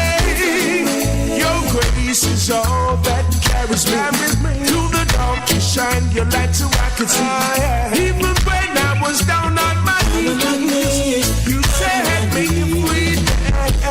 Lord, you bring my shield from my enemies. In your loving home, that's where I got to be. To stay within your grace for the rest of my day. Lord, I'm ready for your calling. I know you will let me when I'm falling. With all the obstacles that's in my way, you move them all away. Lord, I'm ready for your calling. I know you will let me when I'm falling. With all the obstacles that's in my way, oh gosh, you move them all away. Lord, I turn to you when I'm in need. Your love is just like the air I breathe. Heavenly Father, you're truly a friend indeed. There is so much that I got to say. I could go on about you every day. Your name I will always praise for the rest of my days. Rest of my days. Rest of my days. Heavenly Father, yeah. Lord, I'm ready for your calling. I know you will let me when I'm falling. With all the obstacles that's in my way, you move them all away. Lord, I'm ready for your calling. I know you will let me when I'm falling. With all the obstacles that's in my way, you move them all away. Your grace is all that carries me through the dark. You shine your light so I could see. Even when I was down on my knees, you set me free. Lord, you bring my shield from my enemies. In your loving home, that's where I got to be. To stay within your grace for the rest of my day. Lord, I'm ready for your call. You're looking at the aftermath of Israel's biggest setback in decades, the 12-day war with Iran. In just 12 days, Israel's economy was shaken to its core. Iranian missiles and drones hit deep inside Israeli territory, paralyzing airports, shutting down ports, and crippling major power plants. According to Iranian defense reports, Israel lost more than $12 billion in direct infrastructure damage. That includes destroyed military bases, fuel depots, and intelligence sites, the backbone of Israel's war machine. But that's only the beginning. The strikes forced Tel Aviv Stock Exchange to halt trading for days, costing investors an estimated $8 billion in market value. Meanwhile, daily commerce collapsed. With airports closed and Haifa and Ashdod ports under constant threat, Israel bled nearly $700 million per day in lost trade. Added up, and beyond defense costs, the total economic damage reached more than $20 billion in less than 2 weeks. The social cost was even heavier. Iran claims over 3,200 Israeli casualties, with hundreds of soldiers and civilians killed in precision strikes. More than 1.5 million Israelis were forced into shelters, disrupting schools, businesses, and hospitals. Critical infrastructure was shattered. Power outages hit parts of Tel Aviv and Haifa. Gas pipelines were struck. Israel's Iron Dome and David Sling air defenses, costing $50,000 to $200,000 per missile intercept, were overwhelmed by the sheer volume of Iran's cheaper missiles, many costing under $10,000. Each day, Israel spent nearly $400 million just on defensive operations, not counting the wider economic collapse. By the war's end, defense analysts estimate Israel burned through over $5 billion in military expenses alone. Iran, meanwhile, showcased its strategic reach. Missiles bypassed Israel's layered defenses and exposed its vulnerability. For Tehran, the 12-day war proved a simple message. The cost of confronting Iran is no longer measured in thousands, but in billions of dollars and national paralysis. 12 days. And Israel faced losses it will feel for years. Yeah. Ladies and gentlemen, I'm back again. And this time, we're not going to drive the bus. We're just going to talk a little bit about the bus because we've heard so many stories about how we bad mind because we've brought this to the attention of the Jamaican people. The cabinet is responsible also. It's not just Mr. Vaz or Minister Vaz. The cabinet is also responsible for the purchase of these buses to take our children from the rural section of Jamaica to school. Now we have come up with plans that don't include these buses. They don't. But we won't talk about that today. What we want to talk about is value for money. Now Mr. Vaz says that the Jamaican public is getting value for money. The buses are in great condition. We know that not to be the case. It's not true. But what I want to talk to you about today is not the refurbishing, not the retrofitting, just the value of these buses. Now, as I mentioned to you last week, this bus cost, well, let me tell you what it didn't cost. It didn't cost 20,000 US dollars. It didn't cost 5,000 US dollars. It didn't cost 3,000 US dollars. It didn't cost 2,000 US dollars. You can actually purchase these buses at auction for less than $2,000. 2010 buses. And we're talking about Bluebird Thomas International. This bus, ladies and gentlemen, cost exactly this. One US dollar. That's the cost of this bus. And the gentlemen who purchased this bus, they were kind enough to give this bus to me to say, listen, we want you to take this bus to Jamaica and make a donation for a worthy cause. Not for the travel of children, not for the transporting children, but for a mobile clinic, a mobile library, a learning center, a food truck, transportation for churches, so on and so forth. And also remember that if I had contacted them last month, I would have gotten 7 buses. This would have been the 8th bus for $8. 7 plus 1, 8. $1 a bus, 8. Now, Minister Vaz, I showed you my document last week that this bus was purchased for $1 American. I'm challenging you now to come forward and put up your documents to show how much you paid for the buses, because it's going to be quite telling. What's going to be quite telling going forward is that the Auditor General should make this a priority, should conduct an audit, and if the numbers don't add up to value for money, then there should be a surcharge action. And that surcharge action should be against you and the entire cabinet, because all of you are responsible for that. 1.4 billion Jamaican dollars. We believe it wasn't spent in the best interest of the country. See you on Saturday.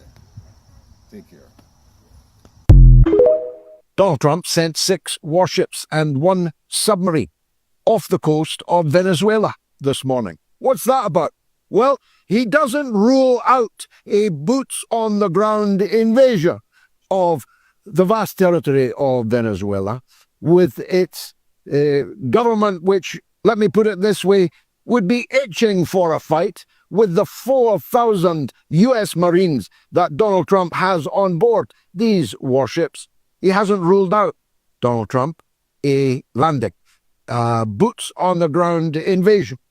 All in the interests of fighting the drug cartels, of course. Nothing to do with the fact that Venezuela is the world's largest oil-producing country, and that Venezuelan oil is perfectly suited to the American refinery market. Nothing to do with creating yet another war when the wars he's already deeply involved and implicated in are, despite his repeated protestations, not yet resolved. Breaking news, Claudia Sheinbaum has just signed a historic agreement with Xi Jinping And the world is in shock. Shein and Temu, the giants of Chinese e-commerce, are officially coming to Mexico. All of this happened just hours after former President Donald Trump imposed brutal 90% tariffs on products from both platforms. But Claudia Sheinbaum didn't sit idly by. She responded with a silent but explosive move. She signed a direct alliance with the Chinese government to establish full-scale operations of Shein and Temu on Mexican soil. And according to leaked documents this morning, the plan is already underway. There will be factories, logistics centers, and physical stores all over the country.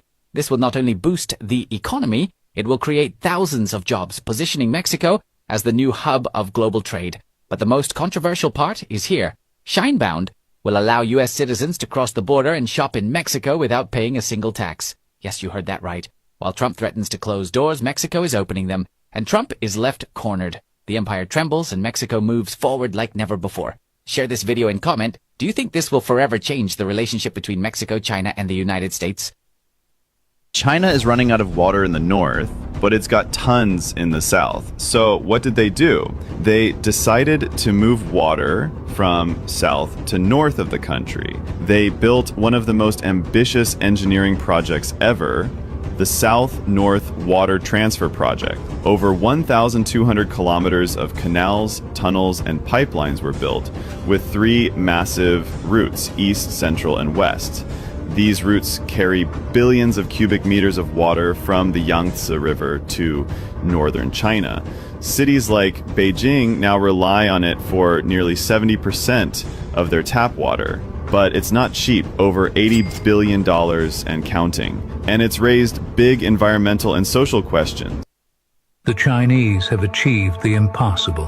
They managed to build a bridge that reaches the sky, and its astounding height will definitely impress you. This project was considered impossible, and Western experts skeptically said it would take the Chinese 500 years to complete. However, Chinese engineers finished it in just 3 years and opened it for traffic. It is the highest bridge in the world at 565 meters and spans 1,340 meters. The Beipanjiang Bridge is designed to last 100 years and can withstand very strong winds. The most amazing fact is that there are no supports in the middle of the bridge. It is held up by 224 suspension cables. From a distance, the bridge looks like a dragon, showcasing the strength and power of China's infrastructure.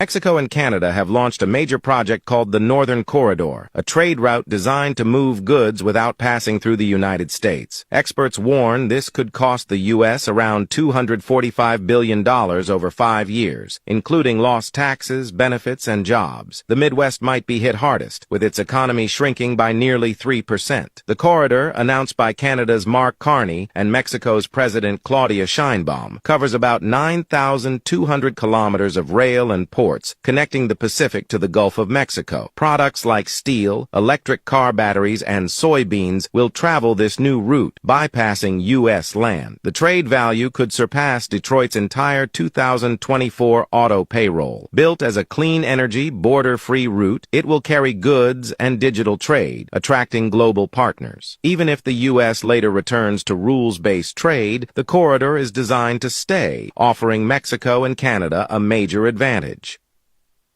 Breaking news from West Africa. The Sahel states have just shaken the table. They've announced they are officially launching their own currency, cutting ties completely with the France CFA. Yes, you heard that right. No more France CFA, the currency that's been dominating most of West Africa since the colonial days. Under the leadership of Ibrahim Traoré, Abdourahmane Chiani, and Assimi Goïta, the 3 Sahel nations are saying enough is enough. They are taking control of their economy, their resources, and their future. This bold move comes right after BRICS introduced their own currency, the unit.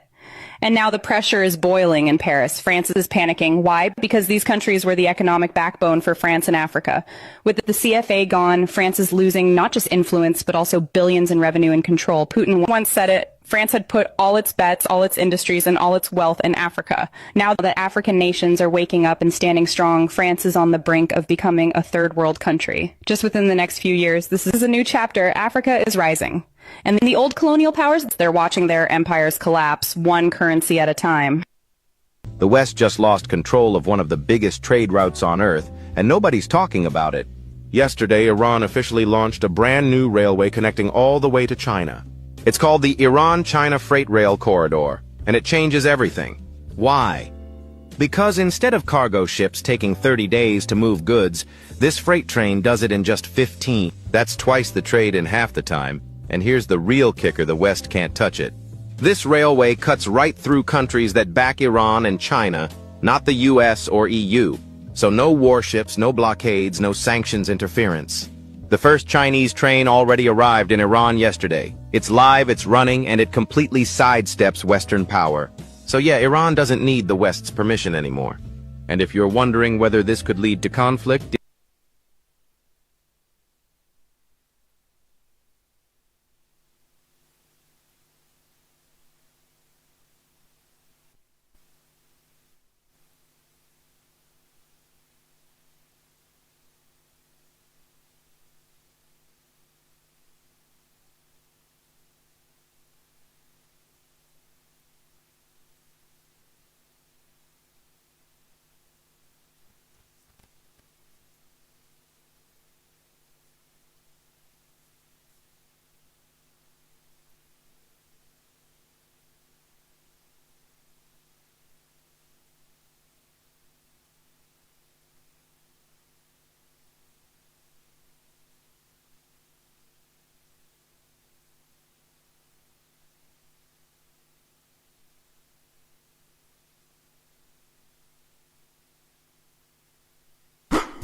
It's the Everybody Sale at New Budget Supplies. Do-it-yourself professionals and contractors. This is the sale for you. Lumber, steel, dress and form ply, water tanks, pumps, PVC pipes and fittings, toilets, bathtubs, vanities and basins, windows, paint, doors, floor and wall tiles, thin sets and grout. Up to 20% off selected items. 195 Hagley Park Road. Telephone 923-4560. New Budget Supplies. Always the best prices.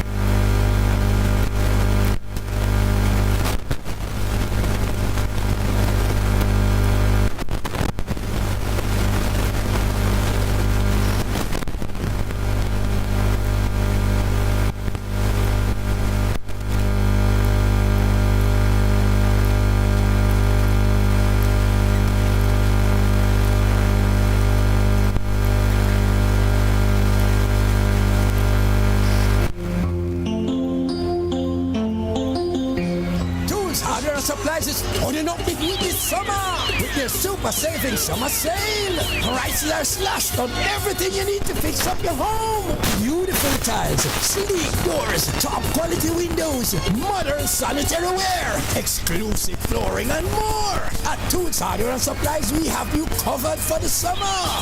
So come visit us. 279 Spanish Road, 4 South Camp Road, 8 Red Hills Road, or online at toolsday.com. Tools! The Lion King of Hardware.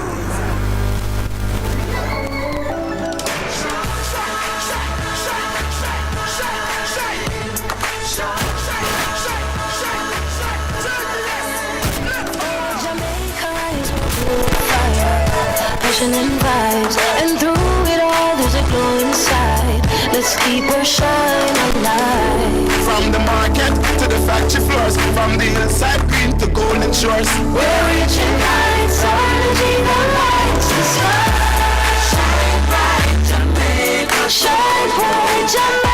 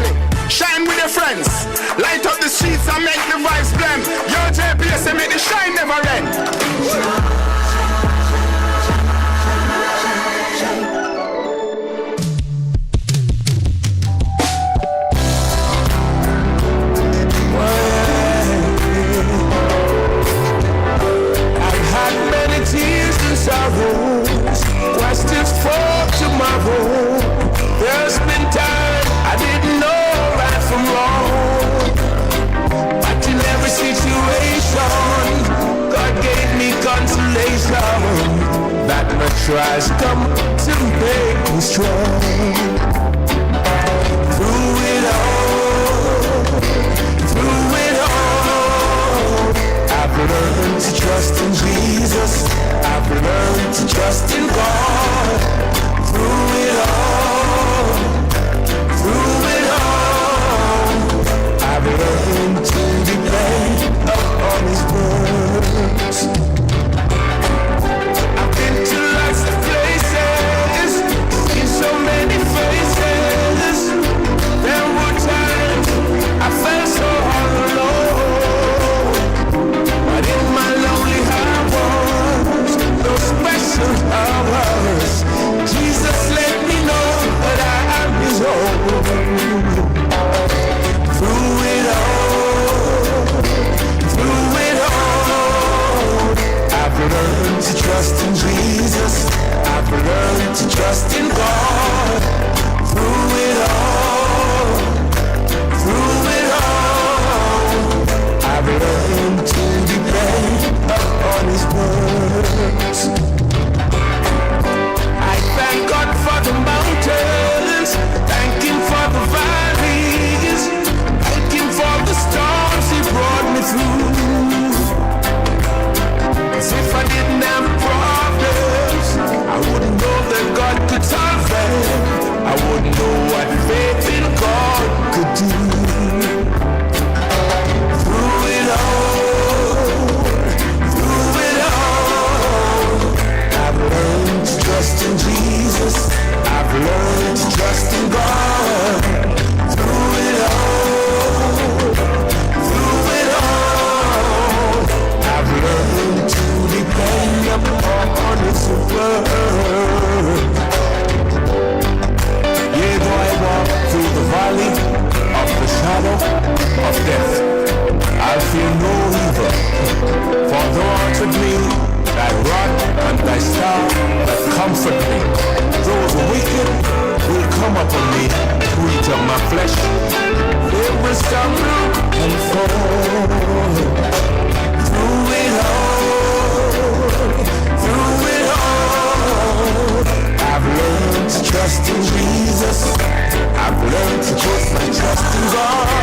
Through it all, I've learned to depend upon His word. Through it all, I've learned to trust in Jesus. I've learned to put my trust in God. Through it all, I've learned to depend upon His word.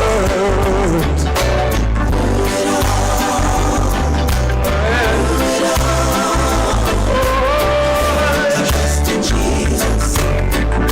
To trust in God. Through it all.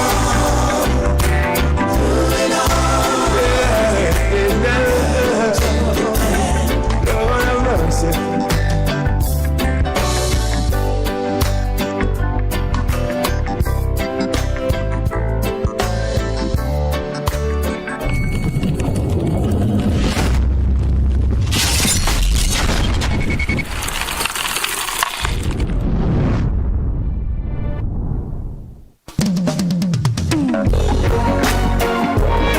God in the day,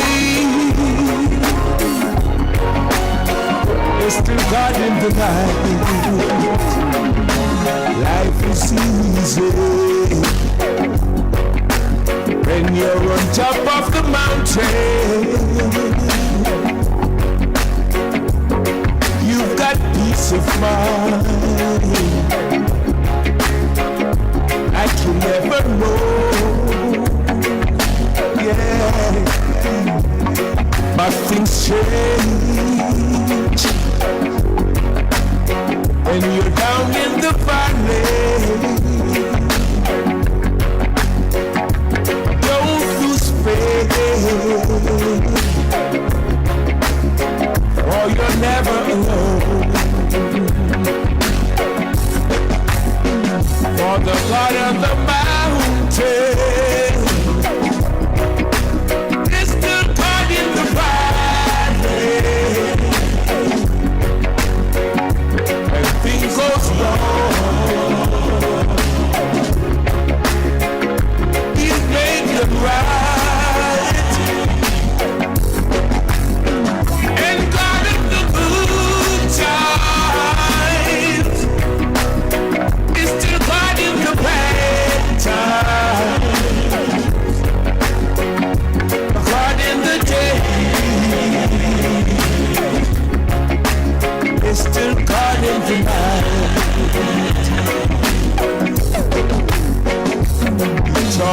faith.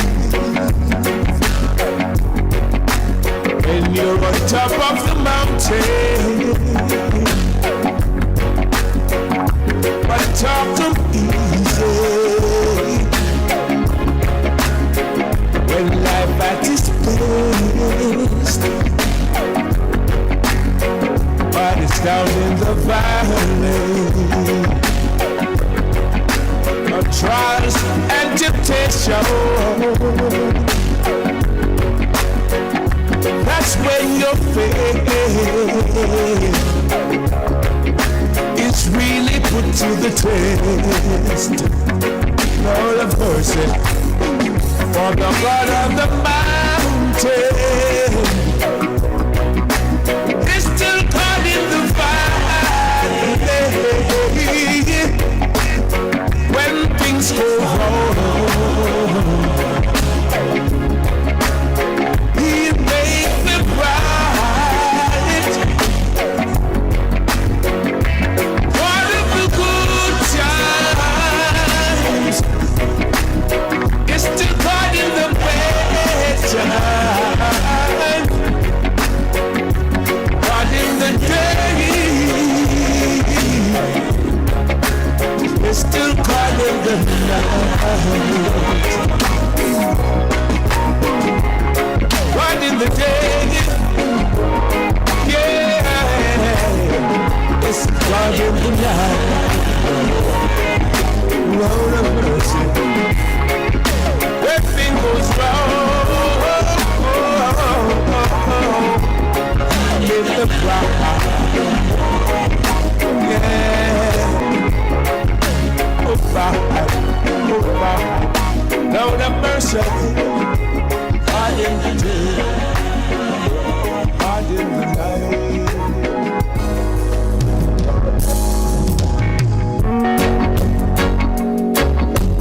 Oh, let that love oh, to Jesus, I surrender all to Him. I freely give. I will never love and trust Him in His presence daily. I surrender all.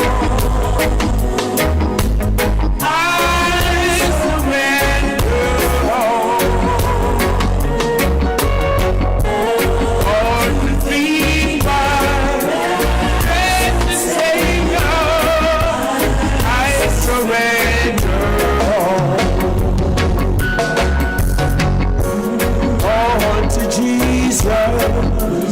I surrender, humbly at His feet I bow. Worldly pleasures all forsaken. Take me, Jesus, take me now. I surrender all.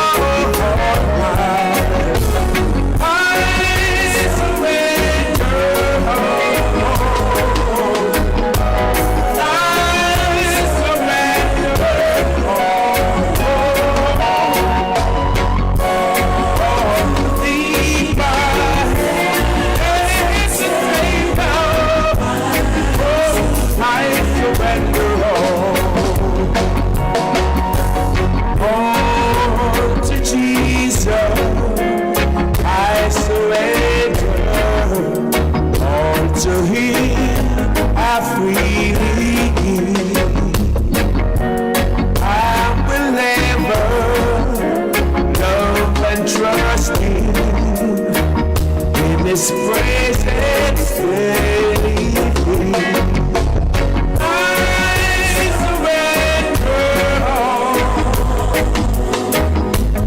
I surrender all. All to be my precious Savior. I surrender all to Jesus. I surrender. Humbly at His feet I bow. Worldly pleasures.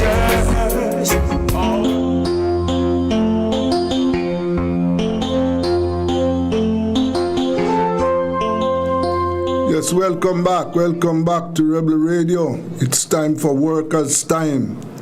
Yes, and as you know, this is where we spend some time looking at what is happening at the workplace. And we have with us this evening the President of the Jamaica Confederation of Trade Unions, Mr. St. Patrice Ennis. Good evening, Mr. Ennis. Good evening, brother. Yes, sir. So, from all indications, elections are going to be held, and there seems to be that the workers are restive. They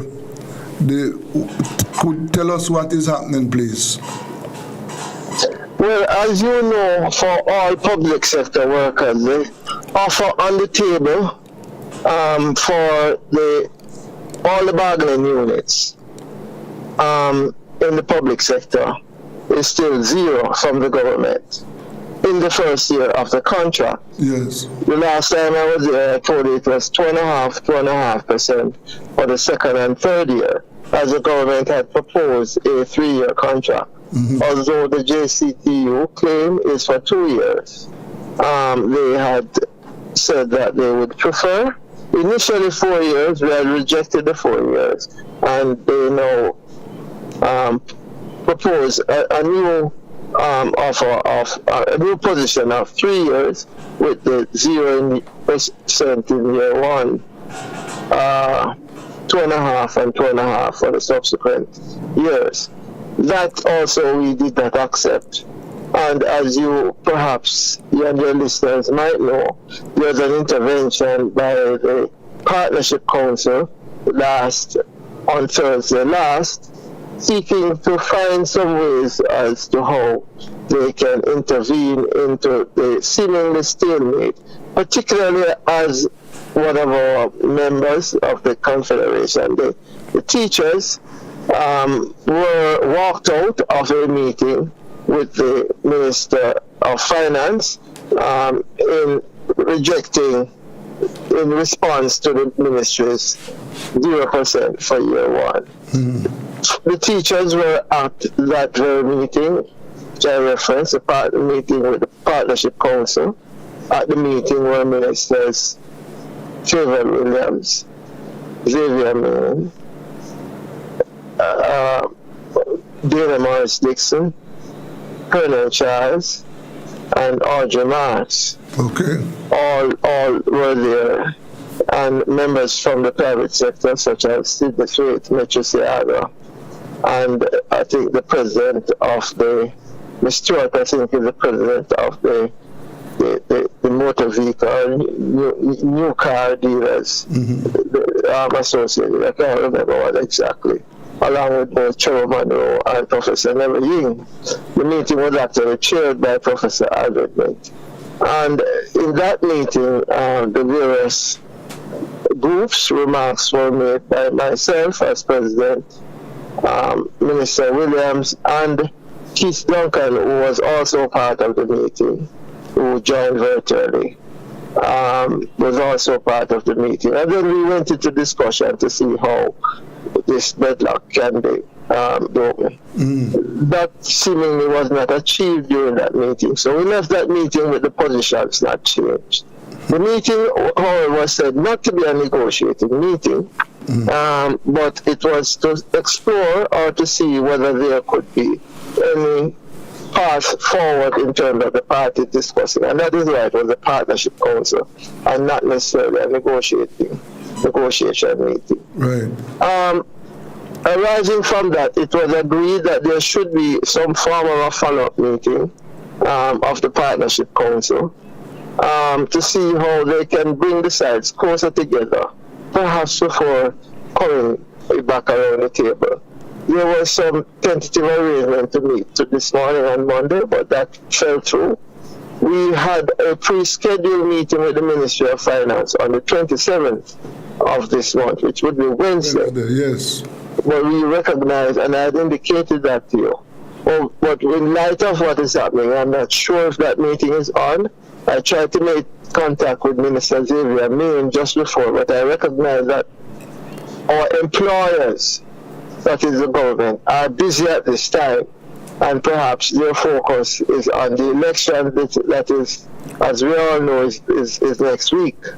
And so they are perhaps distracted by that. My words, they didn't say that to me.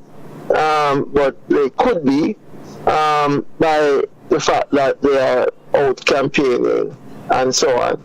So I am still trying to see whether the meeting is on for Wednesday.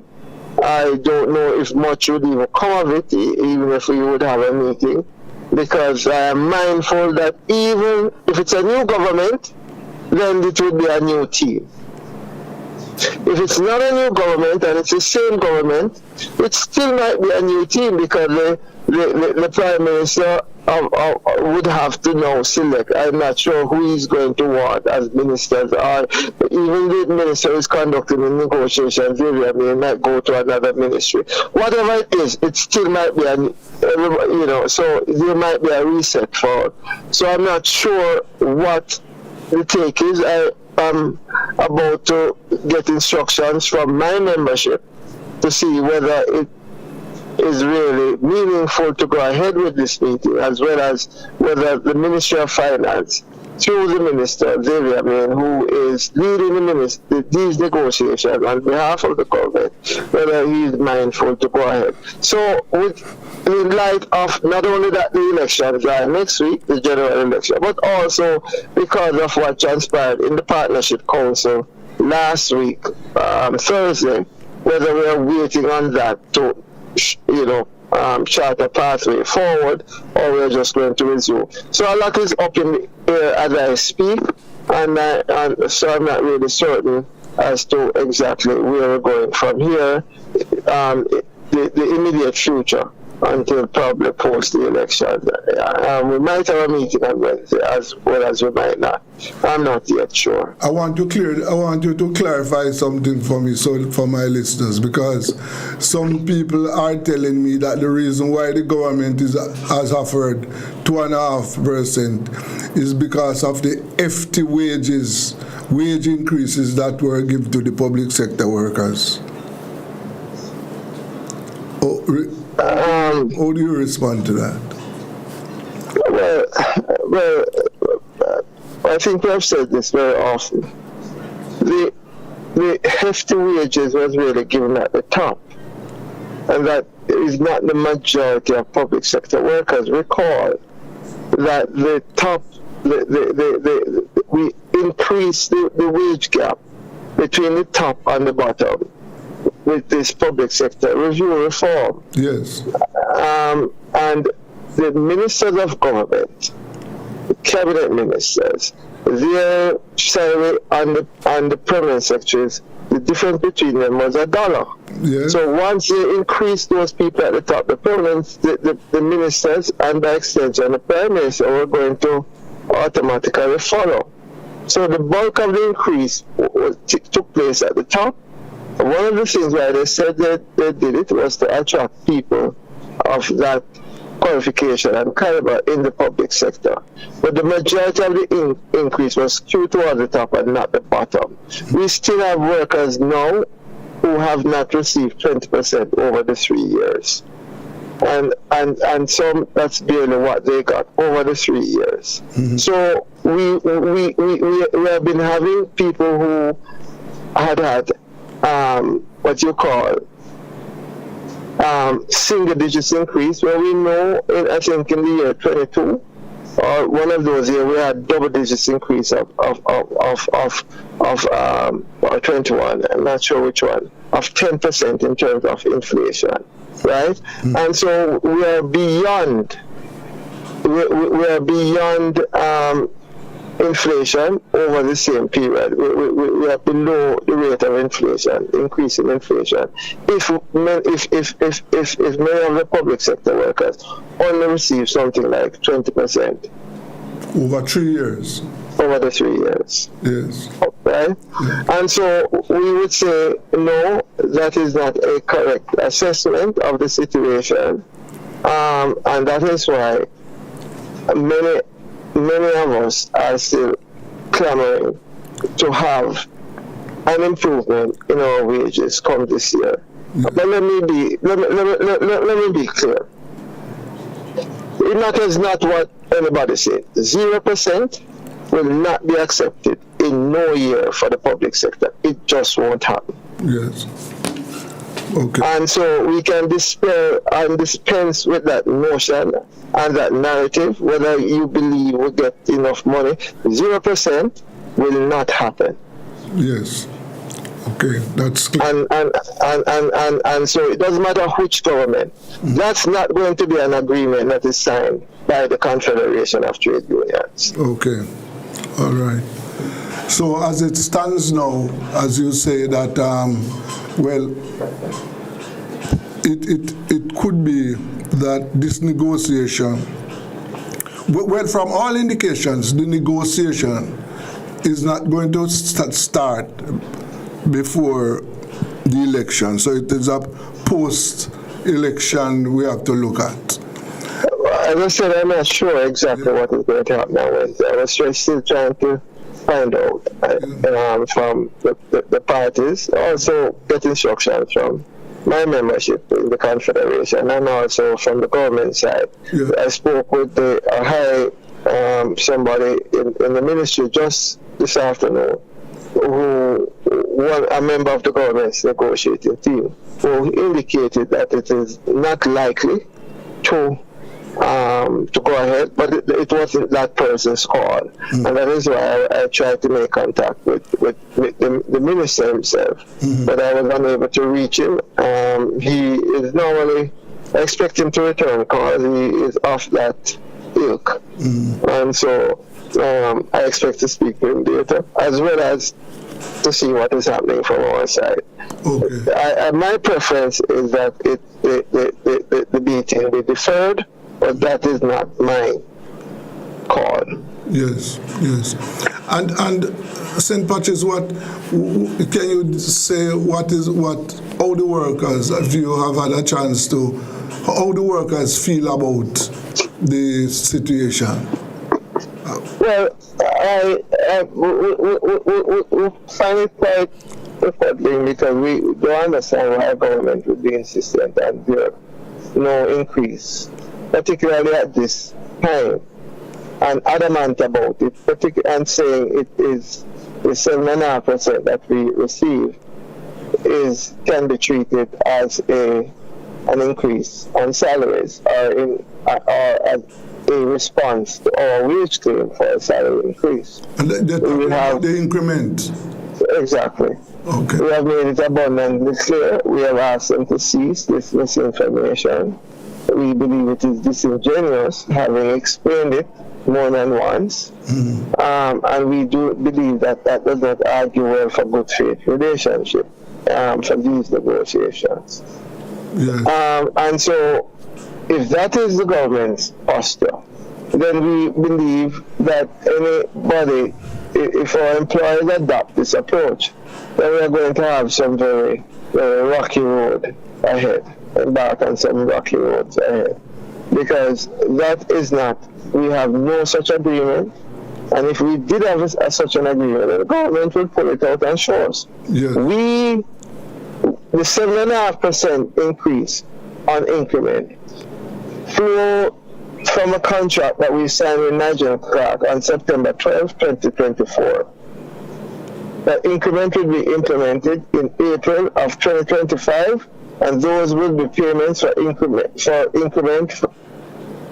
2.5% for the periods 22 to 23, 23 to 24, and 24 to 25. Okay. And we signed such an agreement for the restoration of increment that was unilaterally suspended by the government. We signed that agreement in September 2024 with Nigel Clark.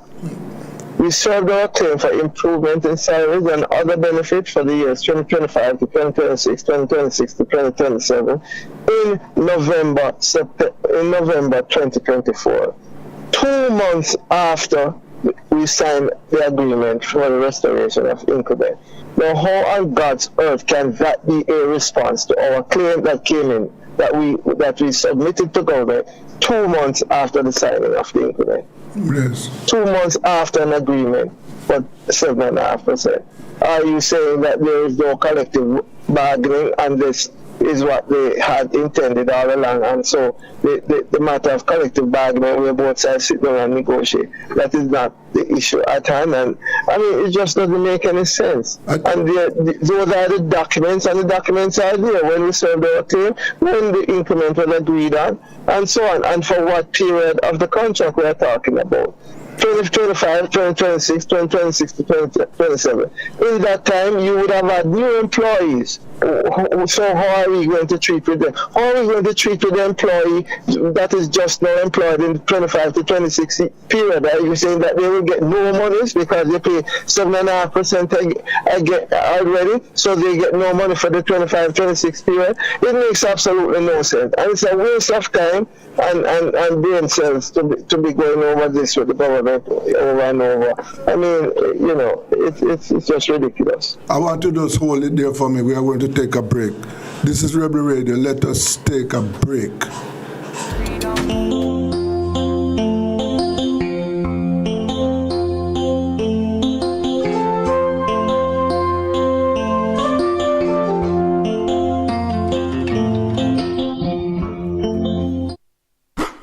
It's the Everybody Sale at New Budget Supplies. Do-it-yourself professionals and contractors. This is the sale for you. Lumber, steel, dress and form ply, water tanks, pumps, PVC pipes and fittings, toilets, bathtubs, vanities and basins, windows, paint, doors, floor and wall tiles, thin sets and grout. Up to 20% off selected items. 195 Hagleyburg Road. Telephone 923-4560. New Budget Supplies. Always the best prices.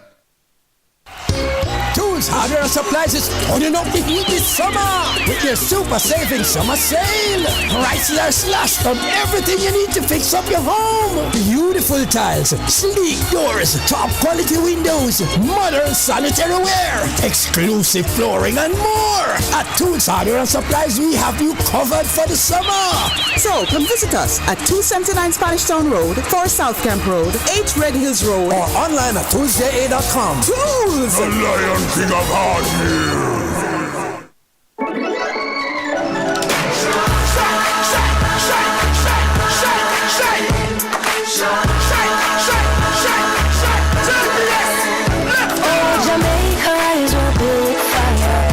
Passion and vibes, and through it all there's a glow inside. Let's keep your shine alive. From the market to the factory floors, from the hillside green to golden shores, we're reaching heights, energy that lights the sky. Shine bright, Jamaica. Shine bright, Jamaica. Feel it, feel it. Together we climb. JBS Jamaica. Together we shine. Shine for the ends, shine with your family, shine with your friends. Light up the streets and make the vibes blend. Your JBS and make the shine never end.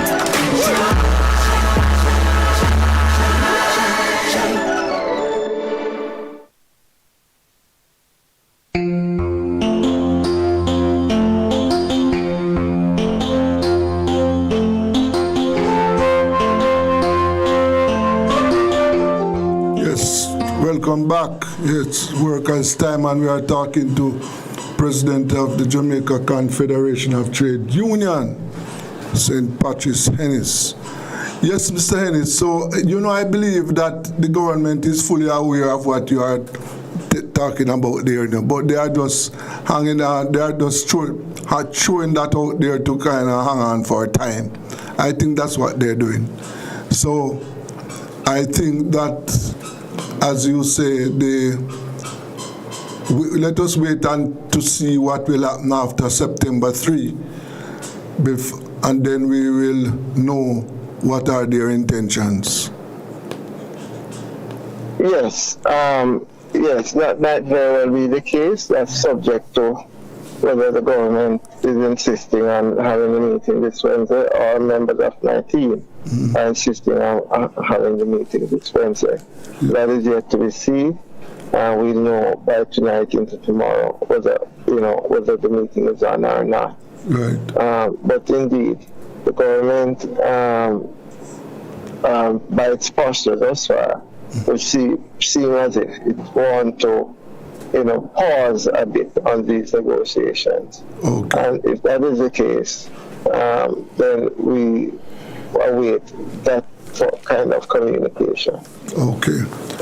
All right then, sir. Let us wait and see what will happen. So, sure. Yes. So, thank you very much for your time. You're most welcome. Yes. Thank you. Yes, that was St. Patrice Hennis there, the President of the Jamaica Confederation of Trade Unions. And as you heard him, there the government is, I think, just playing for time. That is what I believe. And let us see what will happen after September 3, because as Mr. Hennis indicated, that 0% is not going to be accepted. Mr. Morrison. Yes, sir. Yes, sir. Good evening to you. Good evening. Yes. So, as I know that you have been following what is happening, it is clear that the situation with the public sector, the wage talks with public sector workers, that has been stalled. I don't think that is going to go any further until after September 3. But yes, I agree. Yes, but the government and the opposition, they have been making some promises on the election trail as to what they intend to do for workers. Yeah.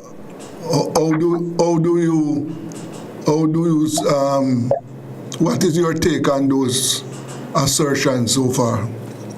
There's two assertions. One is has to do with the fixed-term contract. Yes. I support that 110%.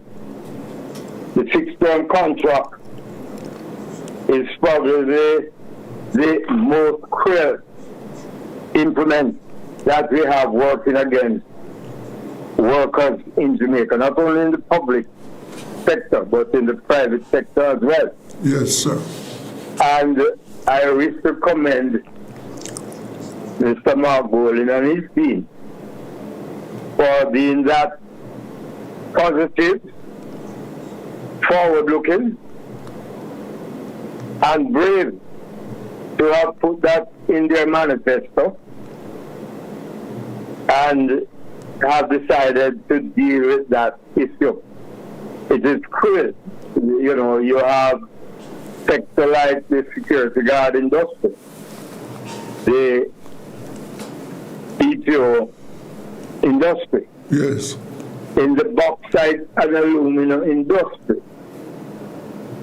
You have workers who work with embassies in Jamaica, Jamaican workers who are on fixed-term contracts. So That is a must. And I'm here. I will be holding the party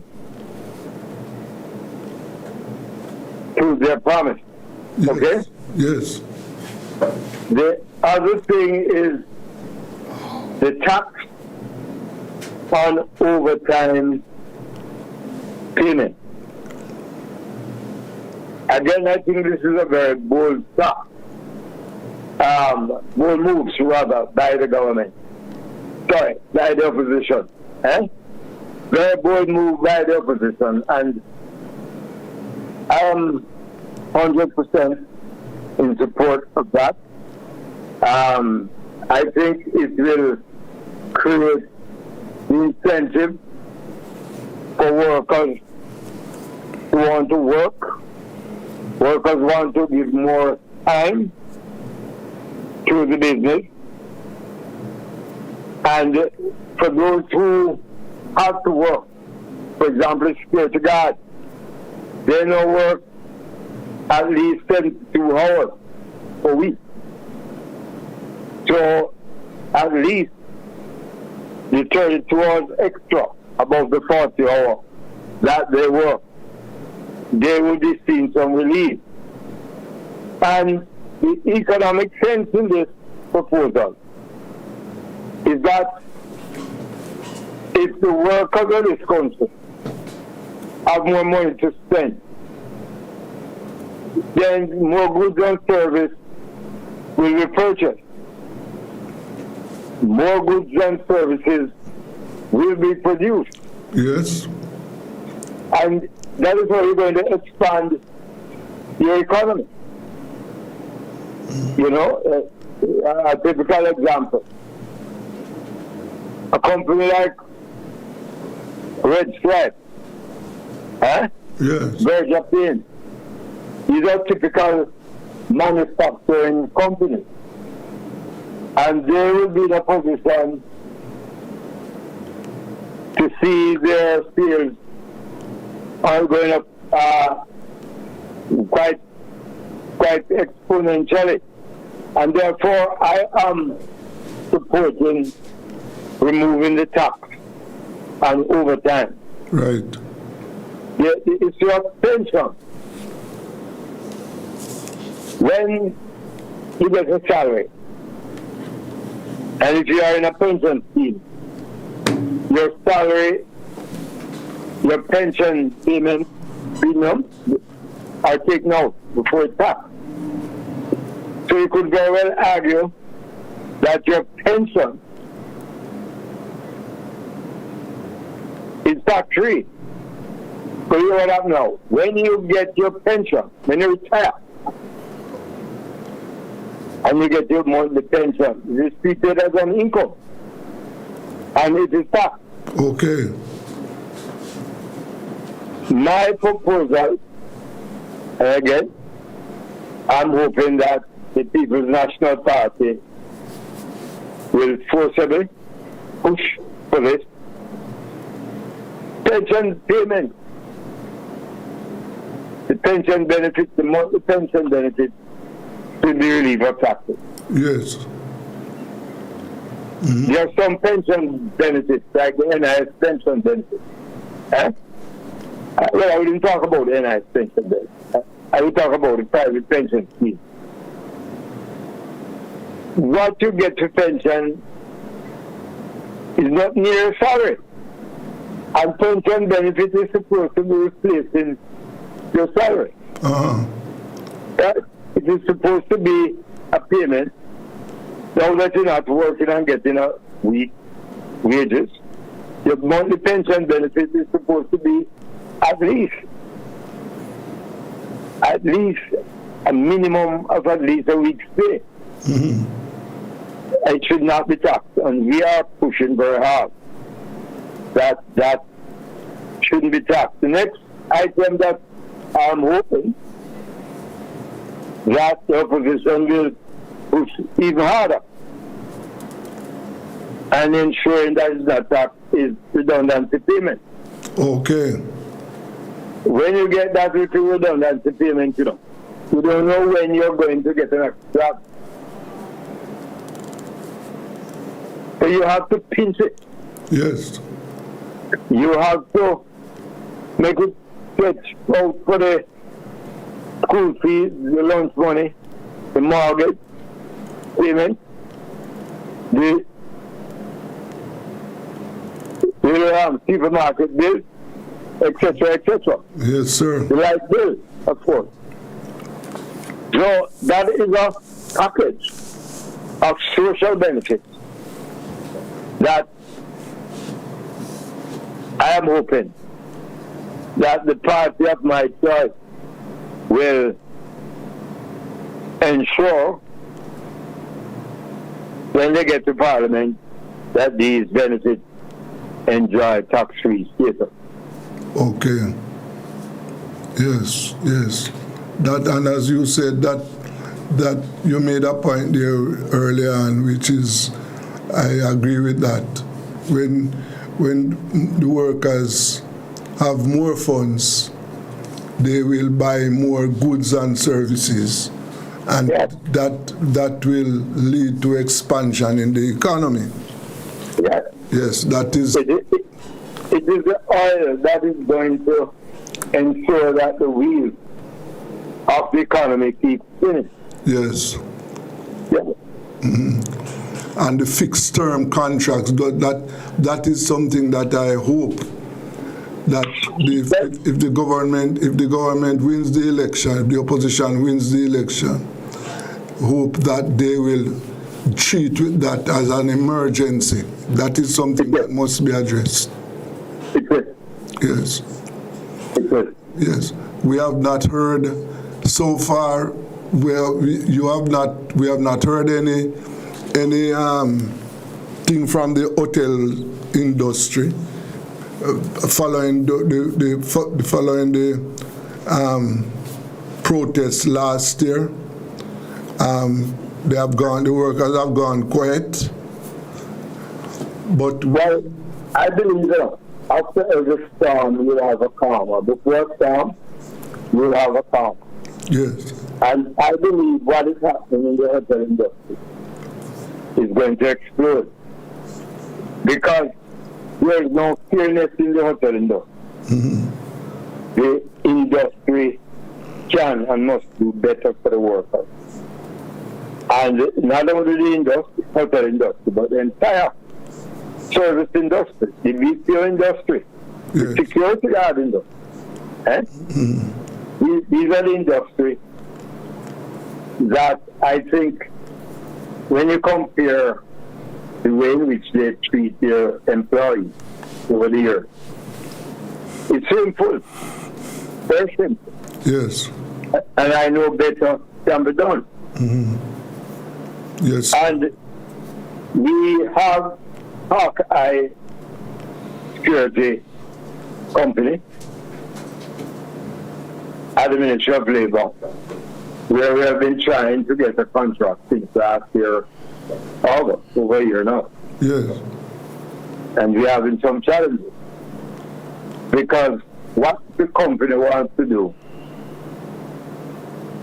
is some of the benefits that the workers are getting now. Some of the workers contractually that the workers should be getting, they have removed them. And what they want to do is some of the benefits they are getting now, they want to put it in their wage adjustment or their wage increase package. And say these are increases. And you're saying that you can't be getting X amount, and when you start to negotiate a new contract, the company said, boy, this must go into the wage adjustment. We have a bigger problem there. Mm-hmm. So we're going to the ministry on Wednesday to continue negotiations on that issue. Yes. In the meantime, we have settled the cement negotiation. Yes. We have also settled 2 contracts in the bauxite and aluminum sector. They're settled the main contract for the workers that produces aluminum. And that contract is effective from 2023, November 2023, and it will expire on 2027. We have also settled the contract for the agricultural workers in the sector. Okay. We have over 800 bauxite workers. You see, we started Aluminum Jamaica Limited, and we have settled the contract there, as I said earlier. And just on Friday, 22nd, we settled the agricultural side, 120 workers. So in all, 920 workers, right? Yes, yes. Contracts have been settled. And these companies, you see, we still operate between Kirkland and St. Catherine and Manig in St. John. Yes. So these settlements and these benefits that the workers will be getting in their pay package will be impactful and beneficial to themselves and their families. Yes, sir. And the good thing is that we settle these contracts without any work stoppage. Yes. We are now preparing agreement for Third Island dairies, Bob St. Catherine. Yes. And very soon we'll have to prepare new agreements and new proposals for the bauxite workers at UC Rusal Alumina, because their 2-year contract will expire on November the 3rd this year. Okay.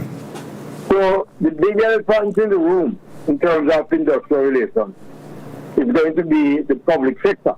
Yes, sir. The offer of 0% in year 1, and 7.5% over the next 3 years is not only shameful, but is a disgrace. My union represents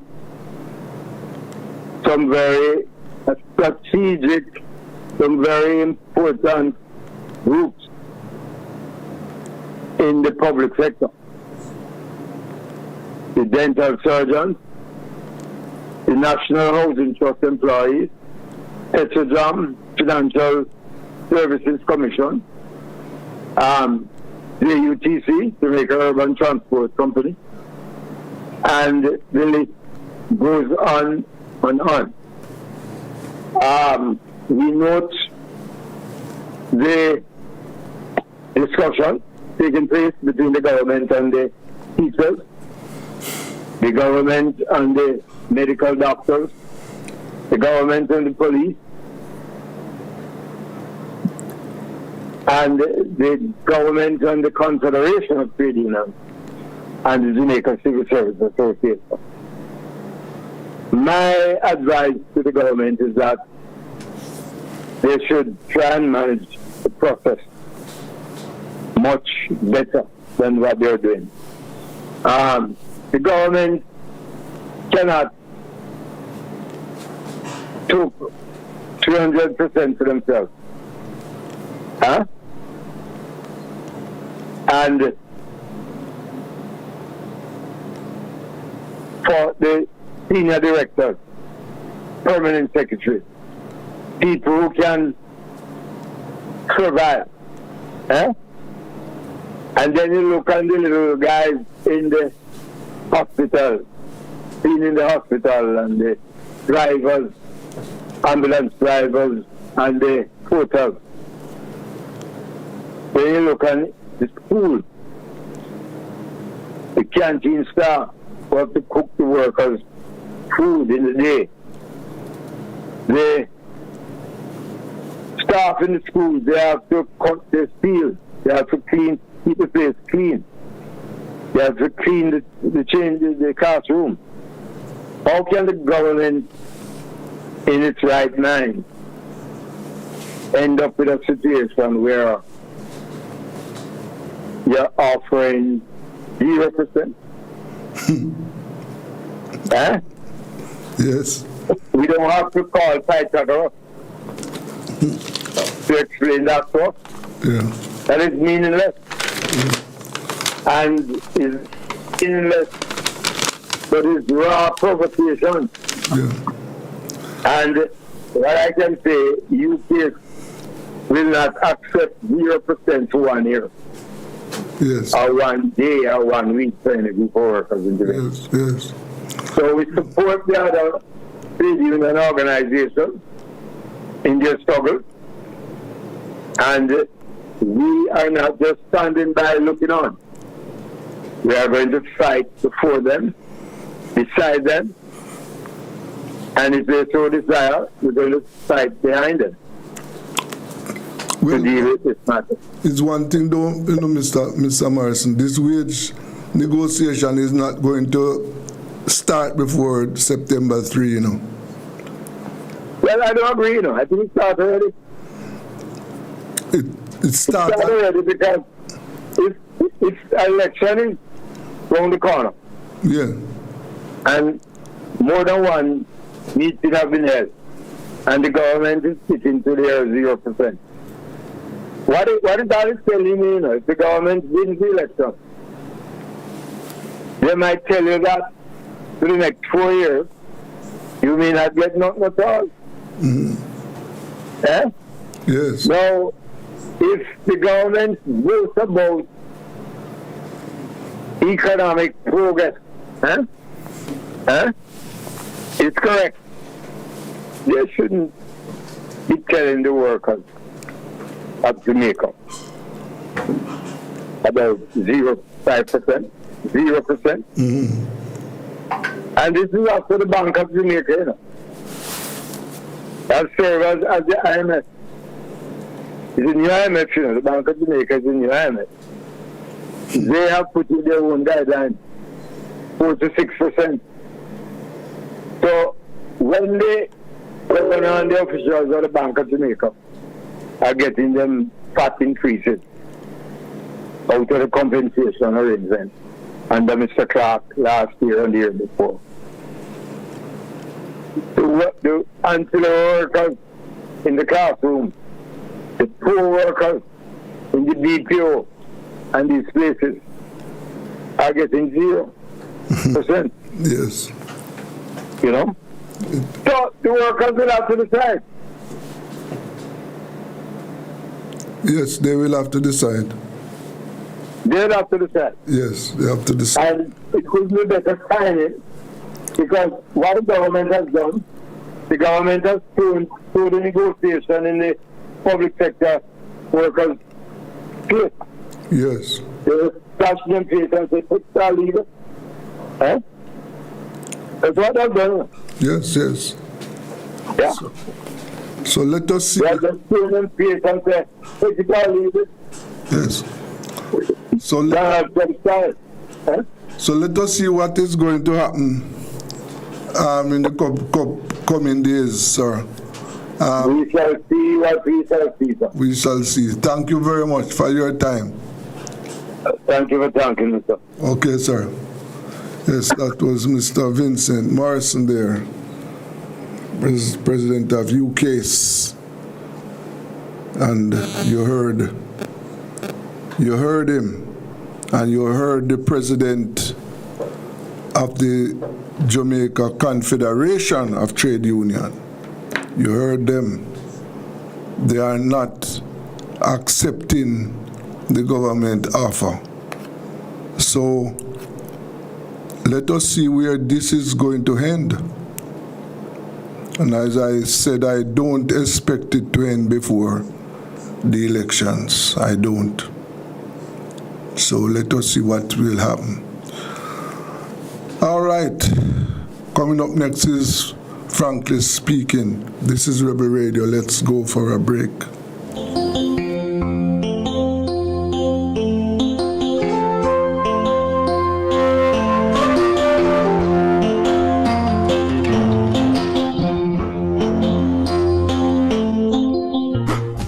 It's the Everybody Sale at New Budget Supplies. Do-it-yourself professionals and contractors. This is the sale for you. Lumber, steel, dress and form ply, water tanks, pumps, PVC pipes and fittings, toilets, bathtubs, vanities and basins, windows, paint, doors, floor and wall tiles, thin sets and grout. Up to 20% off selected items. 195 Hagleyburg Road. Telephone 923-4560. New Budget Supplies. Always the best prices.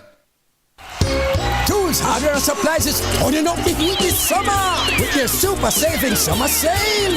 Prices are slashed on everything you need to fix up your home. Beautiful tiles, sleek doors, top quality windows, modern sanitary ware, exclusive flooring, and more. At Tools, hardware, and supplies, we have you covered for the summer. So come visit us at 279 Spanish Town Road, 4 South Camp Road, 8 Red Hills Road, or online at toolsja.com. Tools! The Lion King of Hard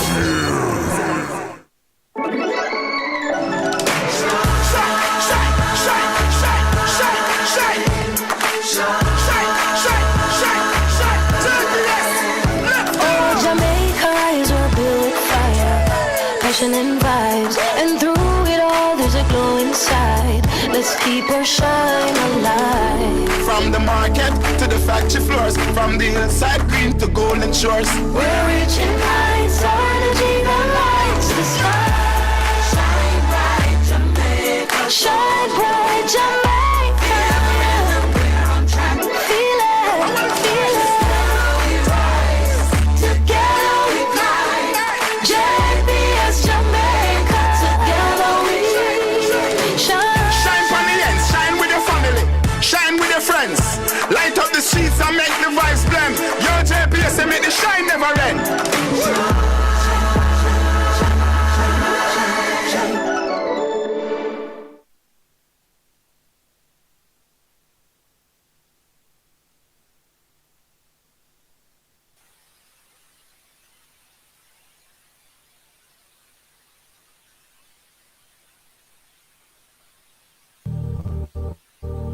To comment during the Frankly Speaking show, you first need to open the video that is being streamed live. Look for the chat box on the side or bottom of the video player. This is where you can type your message. Click inside the chat box and use your keyboard to type out what you want to say. You can type words, use emojis, or even ask questions. Once you've typed your message, press the enter key on your keyboard or click the send button. Your comment will then appear in the chat for everyone watching the live.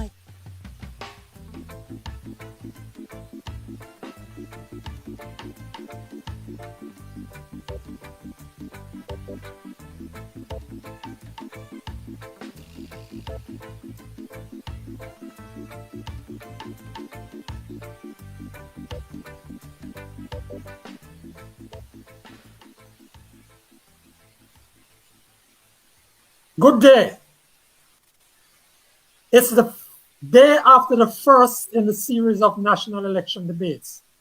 It's the first Sunday after the Don Anderson polls, showing the two major political parties in a statistical dead heat.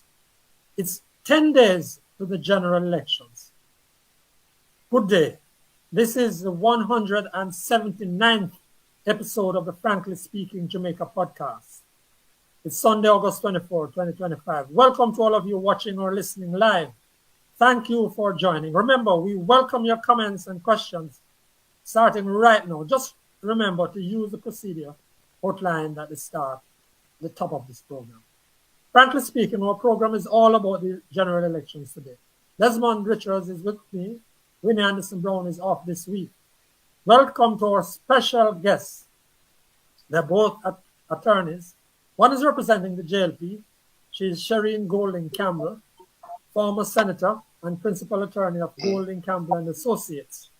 And representing the PNP is Sophia Fraser Binns of Binns Law, spokesperson on the environment and ecological heritage for the PNP, and she's a former senator as well. Let me just say, we had arranged with Marlon Morgan, senior spokesman in communications for the JLP, to be on representing the JLP today, but that did not happen. There were a couple of issues on the way. Also, thanks to Mrs. Golden Campbell for fitting in at the 11th hour, so to speak. Later on in the program, we're going to be turning to two commentators with different perspectives, Clyde Williams and Garfield Higgins.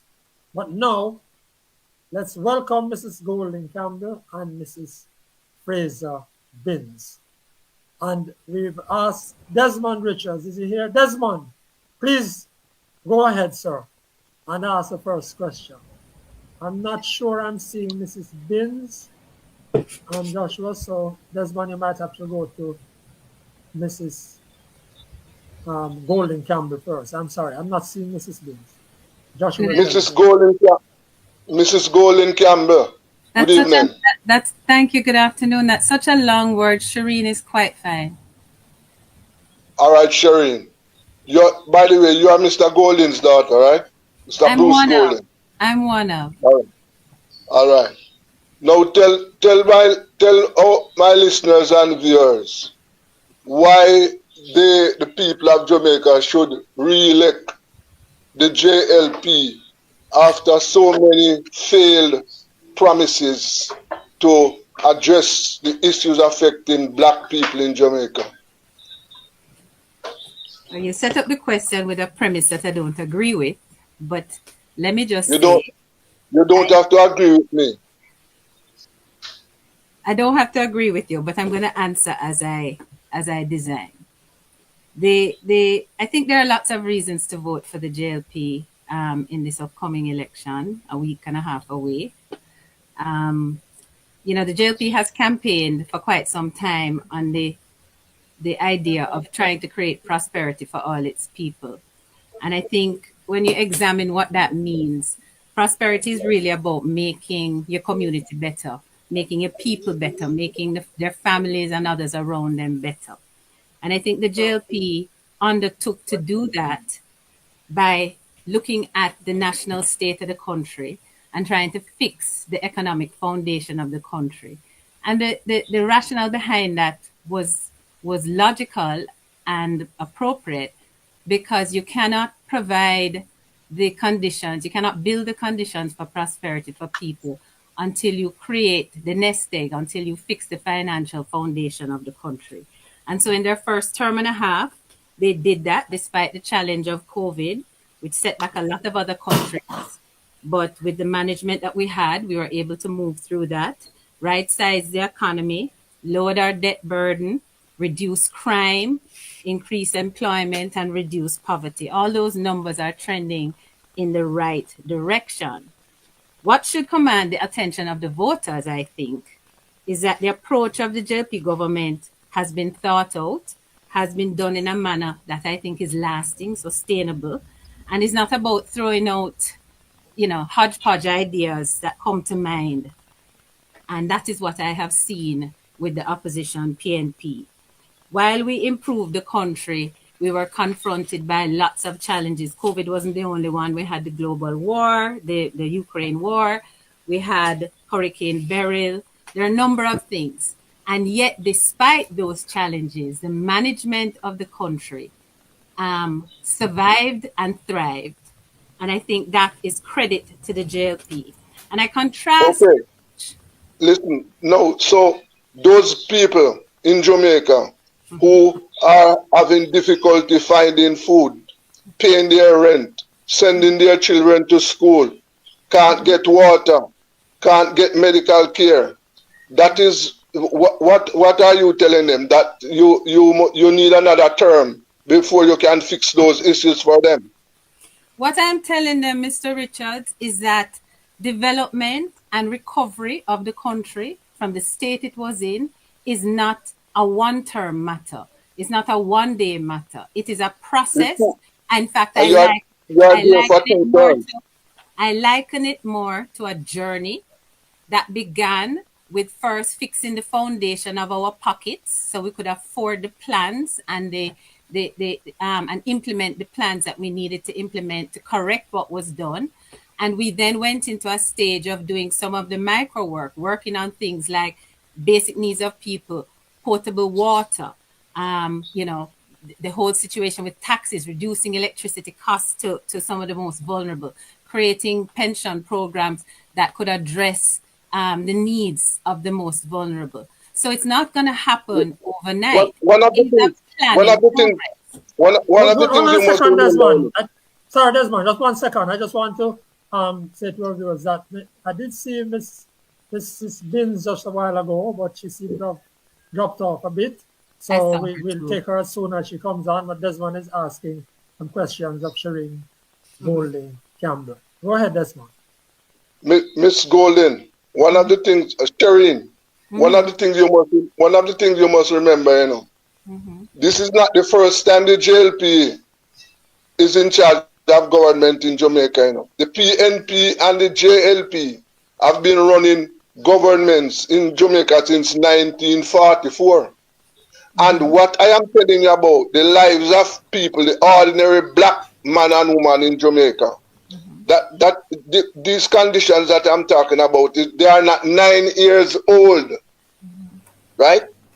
So when you have been there for 9 additional years, your government, and you promise prosperity, you promise us lots of things, and as we speak, people are still suffering.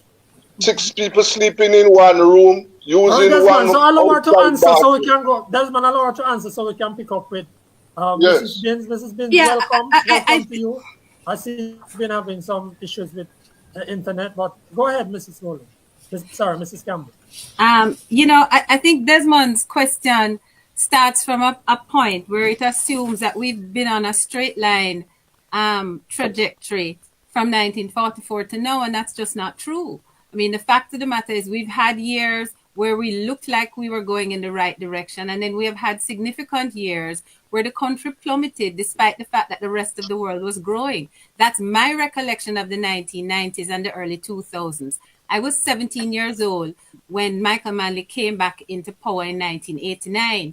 And when the PNP left government in 2007, I was 30-something years old.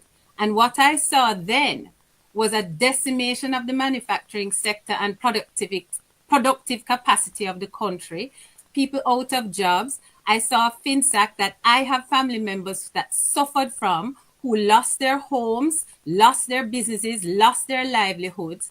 So it's not to say that things have been going in the right direction all of along. So why aren't we further on? The fact of the matter is that the Labour Party government in 2016 went into remedial work. That's exactly what we did, because there was so much that had been wrecked in the country in terms of our fiscal framework and the way that we manage the affairs of our country, that much of that had to be fixed before you can talk about providing services and meeting the needs of people. Are you telling us? Sorry, Desmond. Let's bring in Mrs. Binns. Welcome, Mrs. Binns. Are you hearing us? Oh, Sophia Fraser Binns. Mrs. Binns, are you hearing us? She's not hearing us. Hello, Sophia. Are you hearing us? No, she's not hearing us. I can see she's just looking straight ahead. She's not hearing us. Yeah, I think the video is frozen on her. Joshua, can you see whether we can reach her? And it's an internet issue, probably. Mrs. Golding, I know Desmond has been asking you some things, Karina. You're saying. Can I just tell you, Mr. McKnight, the only Mrs. Golding is Mummy. No, there are 2 others actually married to the brothers. Please use Shireen. I'm quite comfortable with that. Shireen, you make it sound that the only time that good things, good policies, have been implemented in Jamaica is when the Labour Party is in power. No. Stop you right there. No. I never say that. I never No, say I that. said you never say that, but you sound that way.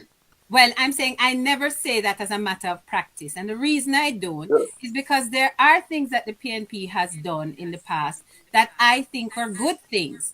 And I can think, the NHF instituted under PJ Patterson is one of the most significant and good policies and implementation of policy that I think has happened in this country. But, and I want you to hear me out when I say this, the approach of the PNP is to come up with things to serve people, to give people. Nothing is wrong with that. But you cannot sustain a country if you cannot manage the economic infrastructure of the country. And I put it to you, my position is, from what I have seen from 17 years old to 30-something years old, while I was watching what was happening in my country, the PNP simply have never been good stewards of the economy. And for that reason, they have not been able to sustain programs. And we have landed in deep debt. We have landed in situations where our infrastructure has not been managed and maintained. And so all this conversation, even about hospitals and the maintenance of hospitals and the road network, is not a function because in the last 9 years they weren't fixed. It's a function because in the last 40 or nearly 50 years they weren't fixed. Coming back there. We have your colleague on now, and she has come to us. I have no difficulty because Sophie was out. Yeah, go ahead. Right. Hi, Sophie. Okay, that's wonderful. And thank you for How are you? Right, we welcome you and thank you, Ms. Binns. You might have been missing some of the discussion earlier, but one of the things that I want to ask you straight away, isn't it an achievement worth appreciating that the JLP administration has cut crime significantly this year, has provided 8 budgets without any new taxes, some of the things that they have been pointing to? And those achievements worth appreciating and which a voter might consider to returning the JLP to office? Well, I want to say 2 things, but allow me to say something because I only heard a part of Shireen's contribution in terms of the economy. And I want to say this because the Jamaica Labour Party likes to give the impression that the People's National Party really have not been good stewards of the economy. But let me say this. In 2012, when Jamaica Labour Party left office, rather 2011, but it was December, and the People's National Party came into power, what we found was an economy in ruins. And Shireen will remember that at the time, there was no the International Monetary Fund did not want to even engage Jamaica. In fact, they had stopped working with Jamaica because prior to that, under the Jamaica Labour Party, when Audley Shaw was the Minister of Finance, there was an agreement entered into by the Jamaica Labour Party on behalf of the citizens of Jamaica. And they did not comply or carry through the terms of the agreement. They literally abandoned the program. So when we took office then, no one wanted to deal with us. So what we had to do, Portia Simpson-Miller spent her political capital. She went to Washington and working with the Black Caucus Group was able to advocate to give Jamaica a chance. And that is how we were able to get a new IMF agreement, which came with serious conditions. Again, Shireen will remember that a lot of those conditions was how we tightened our fiscal management. And Mark Golden, as the Minister of Justice then, he led several pieces of legislation through the Senate. And because of those legislation, which laid the foundation for a new economy in Jamaica, we are now seeing the fruits of the labor. So the fact of the matter is, it was because of the work, the painstaking work of the People's National Party, why Jamaica was able to go on very strong footing. And it's because of the work of the People's National Party why the economy was able to evolve the way it is evolving. But note that even with the work of Mark Golden, even with the stabilization of the economy, because of the framework that we left, we are only having 1% growth on average. So, it is to the credit of former Finance Minister Nigel that he continued the path. But let us not forget that a lot of the things he did, he had to do because they are legislated. The Fiscal Act, for example, that is a piece of So legislation you don't which give sets him the you don't give him and the JLP credit for the years of no new taxes. Pardon me? You don't give him, Nigel Clark, and the JLP credit for the years of no new taxes. Well, two things I want to say on that. One is that it is the foundation that was laid by the People's National Party, which led to a stabilization of the economy, which is why there was not any need for taxes. But it is also not true to say that there has not been any new taxes, because in 2000, in their last administration, the Jamaica Labour Party increased property tax. They increased property tax, which by itself is a form of taxation.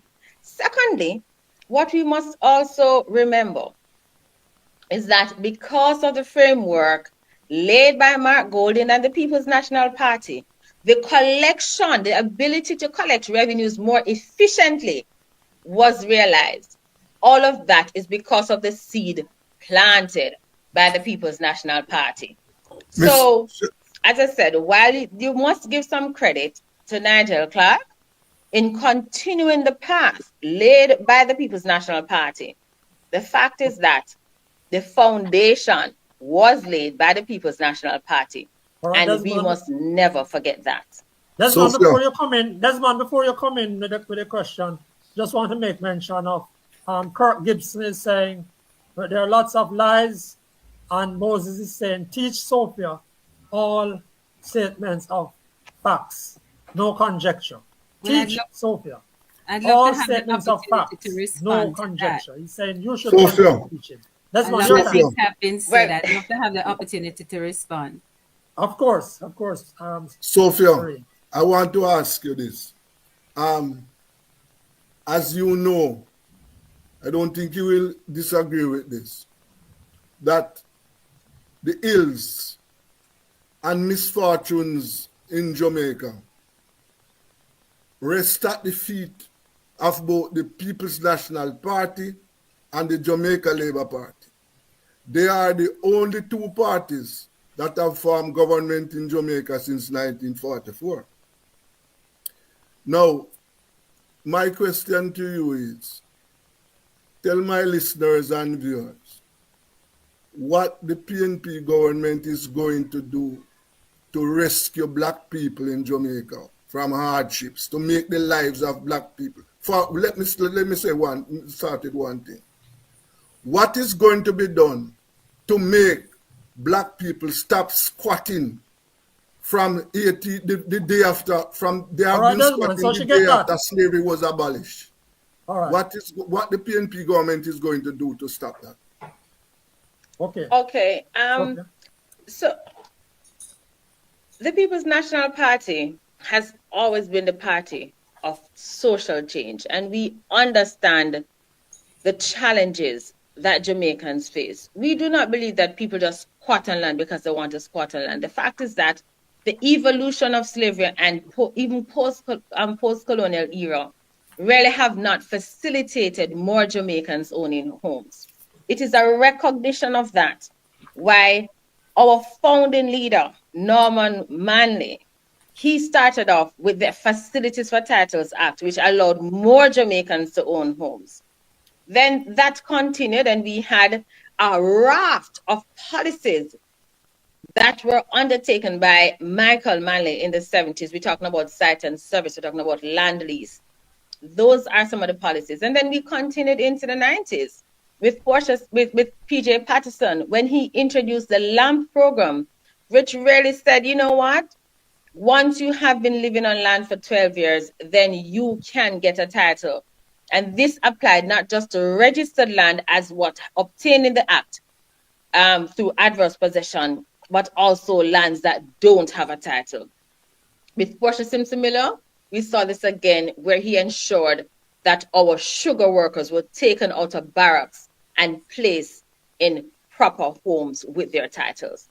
It So, is Sophie, that you're going to rich tell us about tradition. what's going to happen in the next Yes, term. and I'm Before coming you to go that there, now because I want you to understand that our policies are not just something we take out of the sky, but it is continuing the rich tradition, the DNA that we are all a part of when it comes on to giving land and title to our people. So what we plan to do are several things. We will be making available $1 billion from the NHT for young professionals towards their deposit. Each young professional who's qualified for mortgage will be given a grant of $500,000 towards their deposit. But we also will ensure that 50,000 low-income homes are built. And that is intentional because the purpose of the National Housing Trust is to build houses for the low-income and the working class. What we have seen over the last 9 years is NHT building very few houses, and the ones they have built, aka Ruthven Towers, is $38 million for it. We don't believe that that was the intent and the purpose of the National Housing Trust, and we are committed to building 50,000 low-income homes across the constituencies in Jamaica for all Jamaicans in the low-income family. All right, Sophia, and those are just two. Before we go back to Shireen, I just want to throw in a few of the comments that have been coming in. Spooks is saying, bare foolishness you are talking. Sophia, Keith is asking, can someone explain to us the difference between direct and indirect taxes? I suppose he's talking about with regard to the fact that I mentioned the years of no taxes. And Moses is also saying, when the PNP lost in 1980, Jamaica's debt to GDP was 63%. By the time the JLP lost in 1989, debt had exploded to 262% of GDP, and so on, and we're going there. But Shireen, you needed a chance to respond to some comments that Desmond made. And no, well, let me just say, I heard Sophie's revision of the history, and I call it that. I want to be as charitable as possible because it is exactly a revision of history, and I don't think there's anybody who was in Jamaica 2005, 6, 7, and leading up to 12, 13, and 14, who is going to agree with her. The fact of the matter is, I came home in 2005 after studying, and I recall when Audley Shaw was talking about getting lower interest rate money to help to finance the country's activities. And Omar Davis was rubbishing him because we were borrowing money at much, much higher interest rates.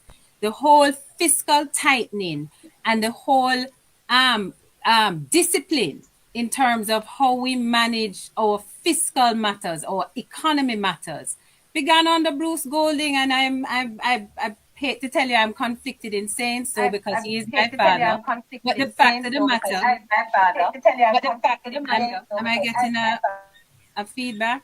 Yes, I don't know. We're going to try to get rid of it, but we're hearing you. Okay, we're hearing right. you, Shireen. So it was in that time that there was a serious look at the country's financial affairs and how we organize business. We had Air Jamaica on our books that was bleeding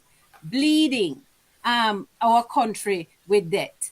And we got rid of Air Jamaica. There were many things done to try to bring in and rein in the fiscal looseness that had been characteristic of the 2000s, early 2000s and the 1990s in terms of how we spent money in this country. And you don't support Sophia on the. So you don't support Sophia that the PNP laid the foundation for. Let me tell you how I have said it, and I've said it to anybody who has said that to me in the past. I have sought to correct them because we really couldn't do anything else. I am going to admit that certainly once we embarked on the IMF agreement, we did have a hiccup towards the end of that 2007 term. We did, right? So I'm not going to pretend that that didn't happen. But to credit the Portia Simpson Miller government for beginning fiscal responsibility in Jamaica is a straight up falsehood. And there's no Jamaican who was around at that time who buys that, because we know what was happening in 2007 when the world was undergoing a global recession. Shireen, one of the things that can be said too, since you're on that line, remember the economic wizard? You know that term? No, tell me what that means. Eddie Siaga.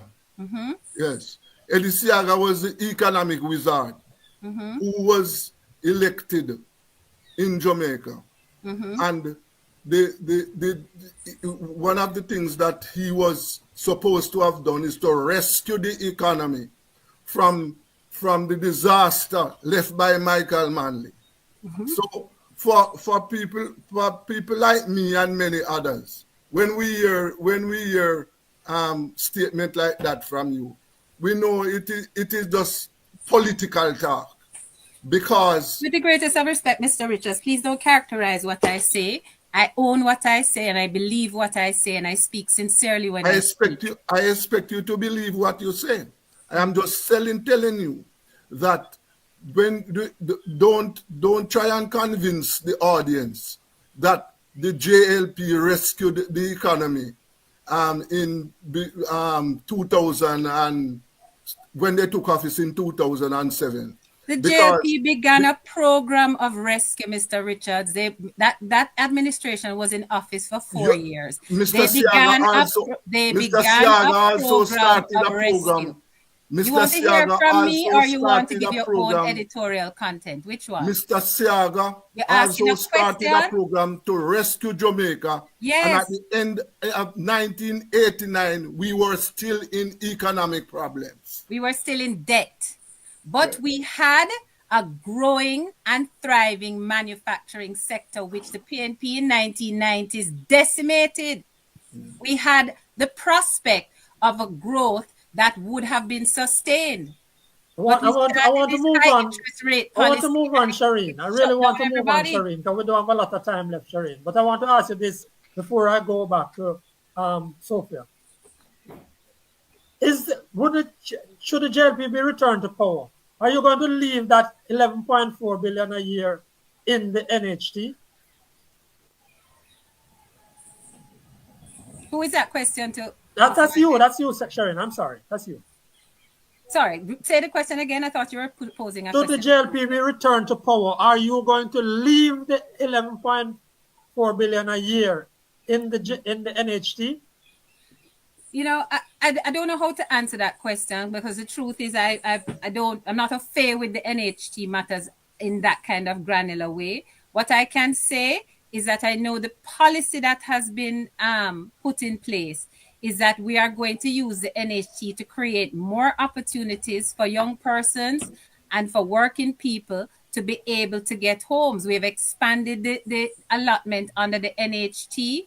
We have made it possible for more than one person to put their NHT subsidy together to be able to access a loan. So there are programs in place, and the Prime Minister has spoken to the fact that he's on an aggressive program to ensure housing for all. So we're building more homes, both but you can't respond to whether the party and the NHT. No, but you can't respond to whether the JLP government would continue to remove that 11.4. Franklin, let me remind you, Mr. Olness told the nation when he was campaigning that when elected, the JLP is going to stop that. He told us that already, and it has not been done. So I don't expect them to stop.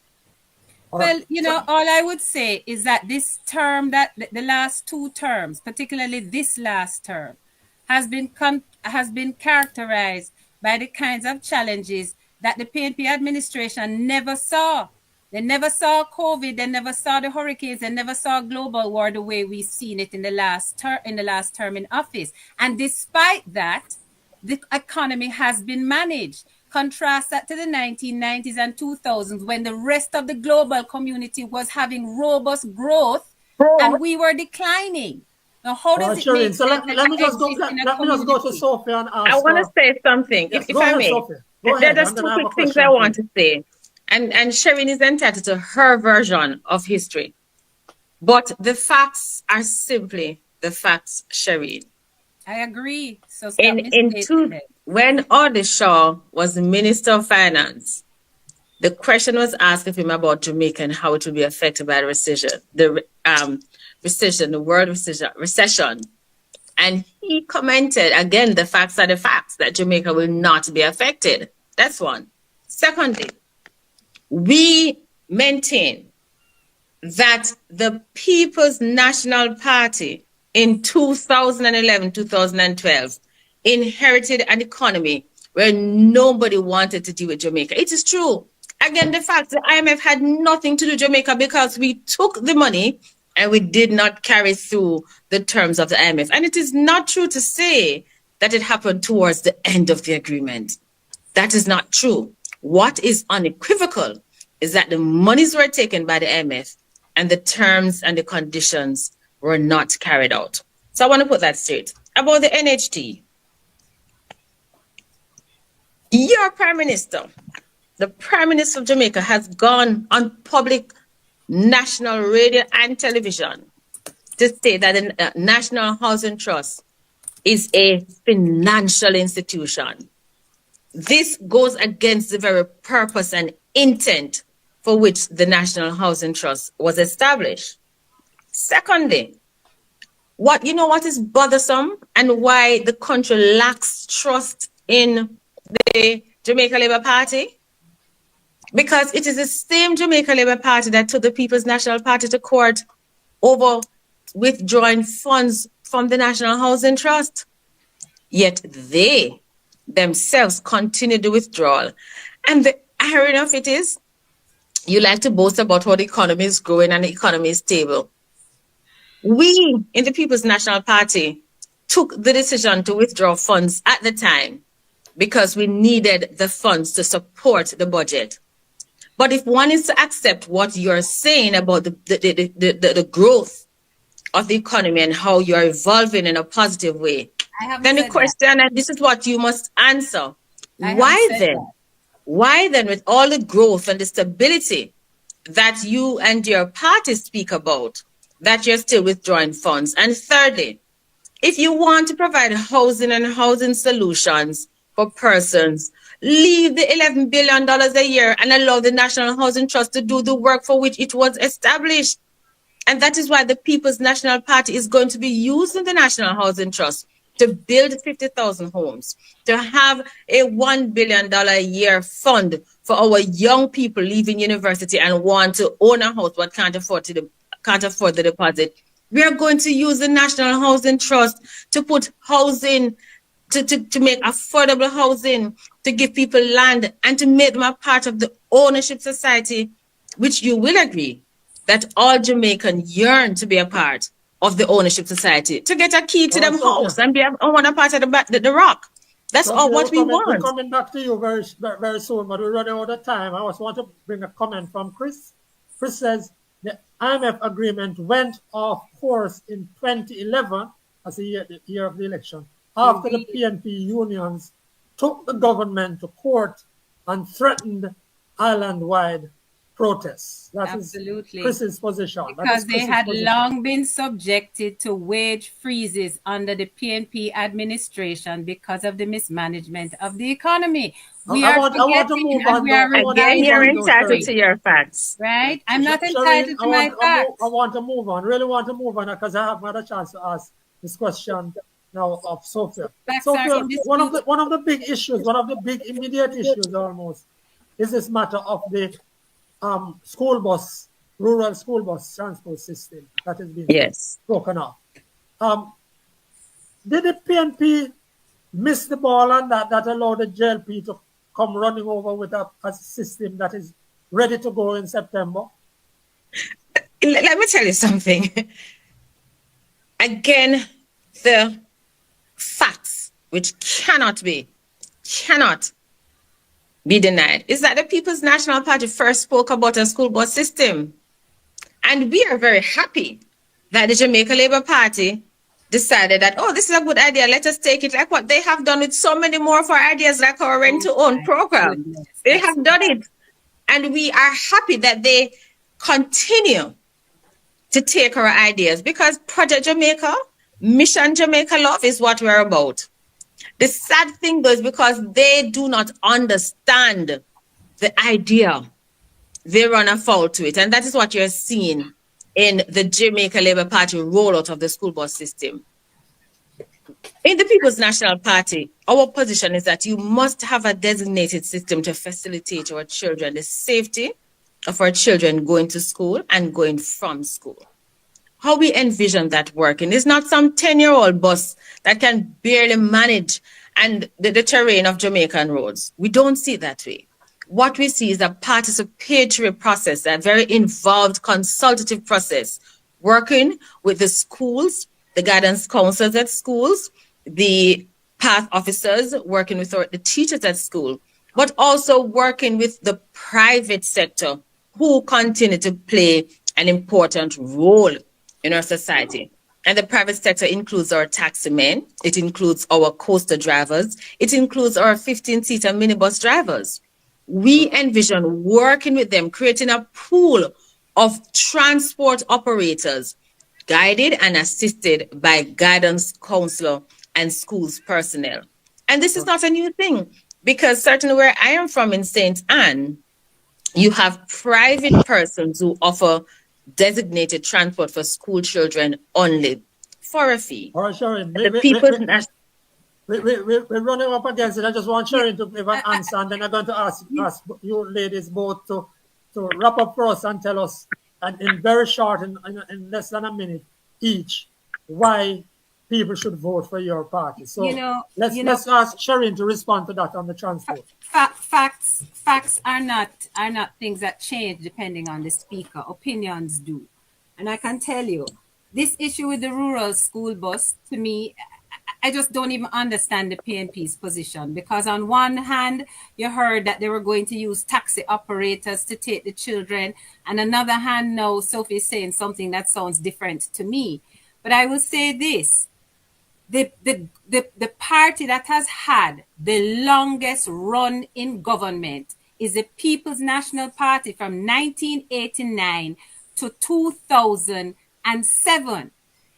In those years, which were four and a half terms for PJ Patterson, I believe it was. 4 terms. All of these things that needed to be done, that they suddenly have these grand ideas to do, could have been done. Let us say that they got an economy from Edward Seaga that was just in the tubes. They could have fixed that economy in the first 2 terms, because the global community was having a boom. All the conditions were right to fix the economy. So how come there was no rural school bus system, proper system in place? How come NHT was not expanded in a way that Jamaican people don't have problems getting housing today? How come, Mr. Richards, the black man suffering did not end? Because they don't know how to run a country. They have never known how to run a country. They are great at social issues and telling you what they're going to give you. But the Labour Party government is not here to keep people in poverty. We are here to build a strong economy, provide people with support to level up so that they can take themselves out of poverty, not stay in it. We are the men who did not bury our talents. We took our talents and we doubled our talents. And for that reason, this country should allow Andrew Holness and his administration to complete the journey. Okay. All right. Sophie, you have a chance to respond. Yes. Give you a minute, just under a minute to respond and tell us why. It's interesting that Shireen will talk about the PNP being in power for however long. But what she failed to say is that the Jamaica Labour Party has been in power for 9 straight years, and they have not even been able to provide a manifesto. They keep talking about, oh, we plan to roll out and we plan to roll out. You were rolling out in 9 years. Your spark hasn't sparked. Your reach has not reached. And you're still trying to determine what to do. So, in fairness, Shireen, you have not provided any reason why Jamaica should give you a third year. But let me say this. Jamaica is not a crossroads. We are going to have to make a decision as Jamaicans as to the type of Jamaica we want. Whether it's a Jamaica where only a few benefit and their friends, whether it's a Jamaica where the leader of the Jamaica Labour Party, having had 2 taxes as he claimed, has become a billionaire, where the rest of us continue to struggle, or whether it's a Jamaica where hospitals are running out of resources, where drills that cost 4 million are now being sold for 31 million, and you don't have bed, you don't have water, you don't have medication? Or is it Jamaica, where the Prime Minister is one beyond any doubt, a person of integrity who has been certified? A Jamaica where you know you have beds in your hospitals, a Jamaica where hospitals have resources, a Jamaica where the school system is accessible to all Jamaicans, a Jamaica where you can own a home, you have your key to your house, a Jamaica where you can go to school, as I tell you to do, learn, get an education, and be your best self. Every Jamaican can do this, and not just those who are connected. And so we have to make that decision as to the kind of Jamaica we want. And it's for that reason why I say that on September 3rd, we must vote for the People's National Party, because time come for every Jamaican to build back stronger and to kick down the doors of corruption. All right, thank you very much. Ms. Shireen, I'm going to give you your minute, but I just want to throw in some comments. I'm going to be short because I don't think time come. Campbell, he says, you know, the school bus system is loaded with corruption, 1 billion still missing, and it stands to be the biggest scandal in Jamaica's history. I see Morris Thomas coming up and said, Jamaica is at no crossroads. Jamaica is far better than it was 10 years ago. And Saul Walking says, PNP started a pilot program for school bus in Clarendon, and they were voted out. But we're finishing up the program, so Shireen, it's your less than 1 minute. You know, you can repeat things as many times as you want. It doesn't make them true. And so I often don't counter some of the loud repetitions of things that are not true. The fact of the matter is Jamaicans were around to see what happened in the 90s. They were around to see what happened between 2012 and 2016. And they have been around to see what happened between 2016 and 2025. Nobody in this country can tell me that they anticipated that we would be sitting here today talking about murders being reduced by 42%. We didn't conceive of it, yet this government under Andrew Holness has done it.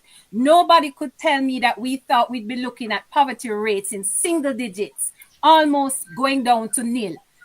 We didn't think of it, we didn't conceive of it, but the JLP government has done it. Nobody can tell me that we thought that we were going to have a situation where our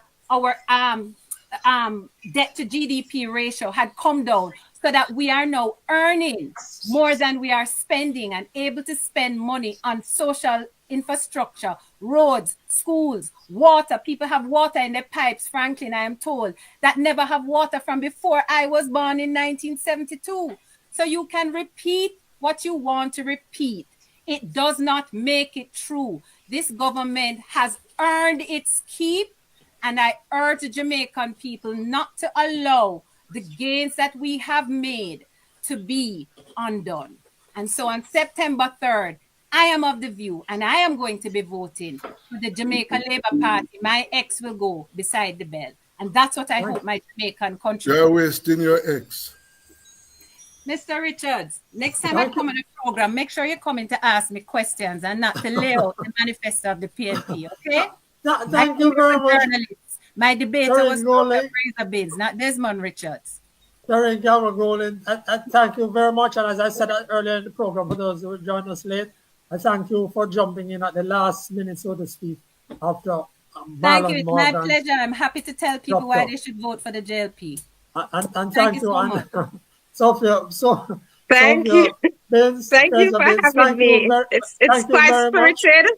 And I know that Jamaica needs a change. I know that Jamaica wants what is best for them and their families, and that is why they will continue to support the PNP. And on September 3rd, they are going to vote for the People's National Party. So thank you for the opportunity to continue to talk about our plans and our promises and our commitment to Jamaica, to make Jamaica the choice of place. Thank you so much. I just want to tell our viewers that these two ladies who are both attorneys at law know each other in the Senate, work together on the several House committees, and they had no issue, neither of them had any issue of speaking together on the same platform. And so we thank you both for that. Let's move on. Thank you again, ladies. Mission Jamaica, love. Thank you so much.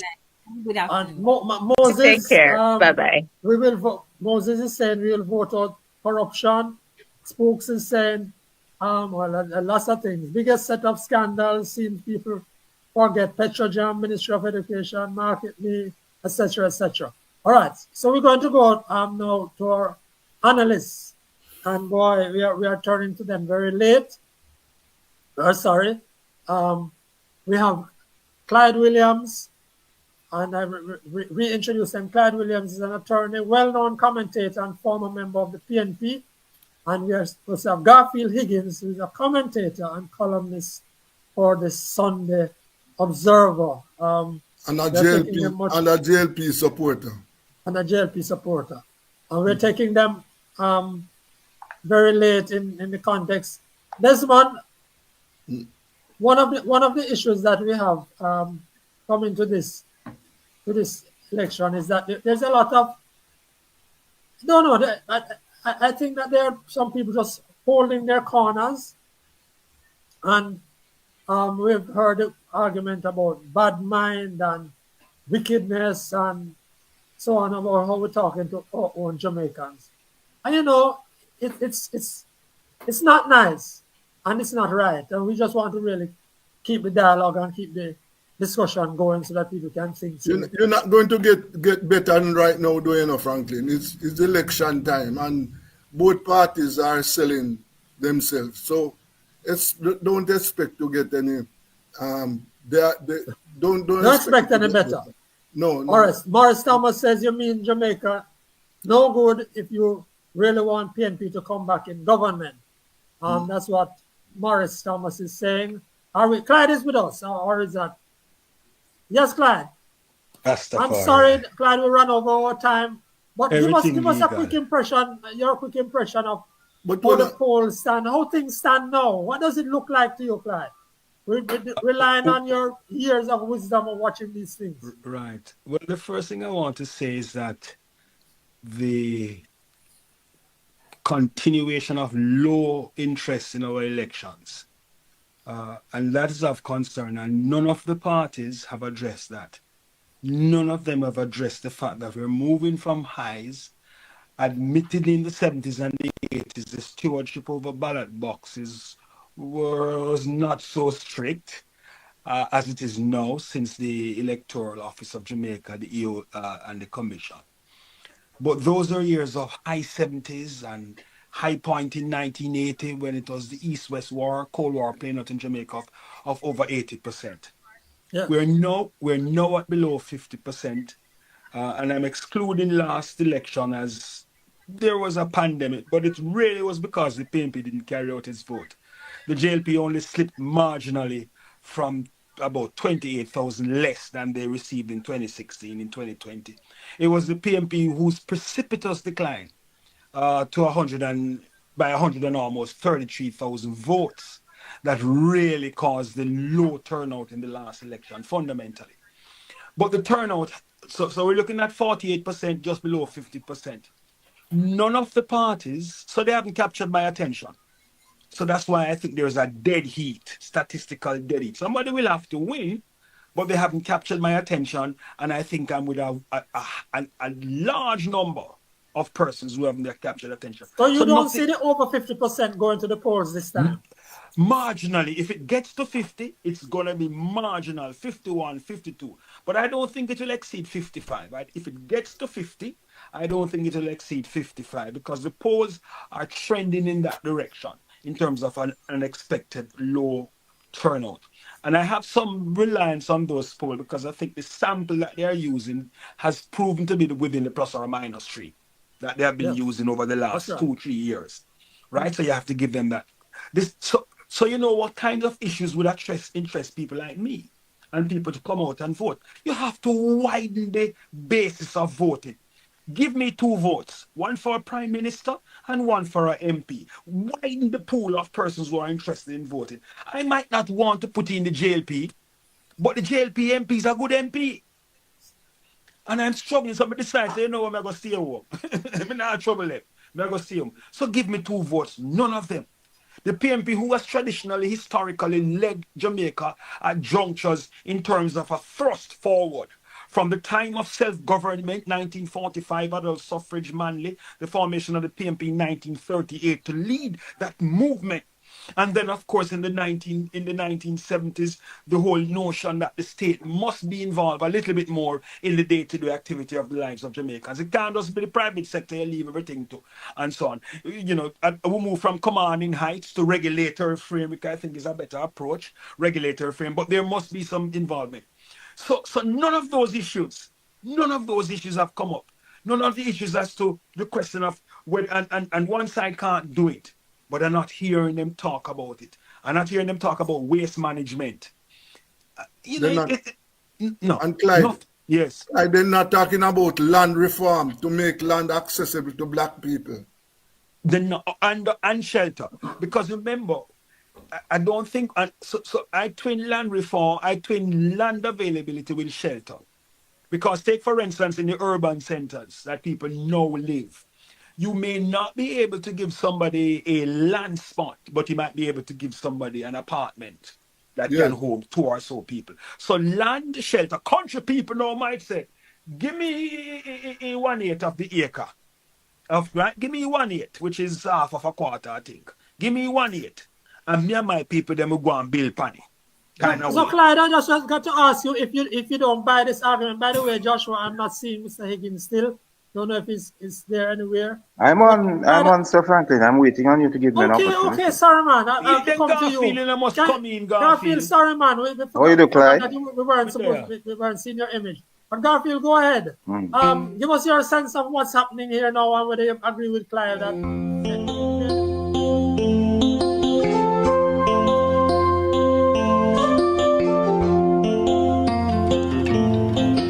Yes, well, okay, that's the end of today's show. Thanks to all my listeners and viewers. Thanks to my technical operator, Kevin. Yes. And remember, we are urging all drivers, riders, and pedestrians, be careful on our roads. Be careful.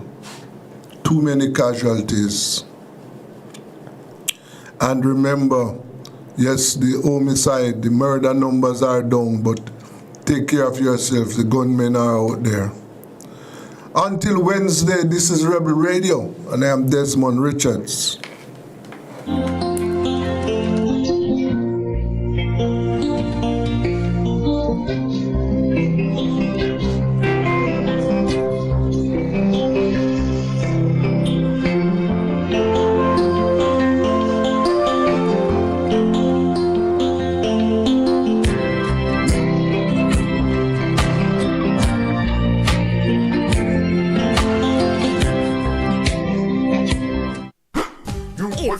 Everybody sale at New Budget Supplies. Do-it-yourself professionals and contractors. This is the sale for you. Lumber, steel, dress and form ply, water tanks, pumps, PVC pipes and fittings, toilets, bathtubs, vanities and basins, windows, paint, doors, floor and wall tiles, thin sets and grout. Up to 20% off selected items. 195 Hagleyburg Road. Telephone 923-4560. New Budget Supplies. Always the best prices.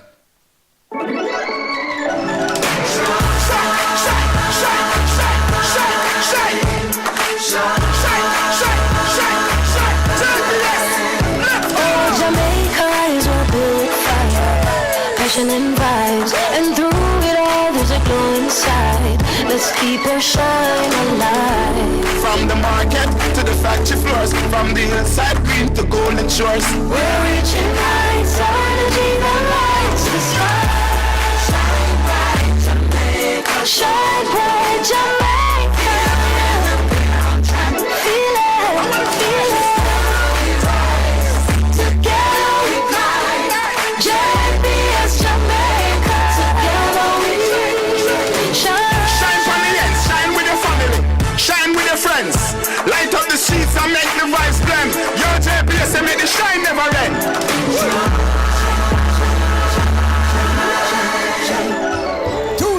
and Supplies is turning up the heat this summer with their super saving summer sale.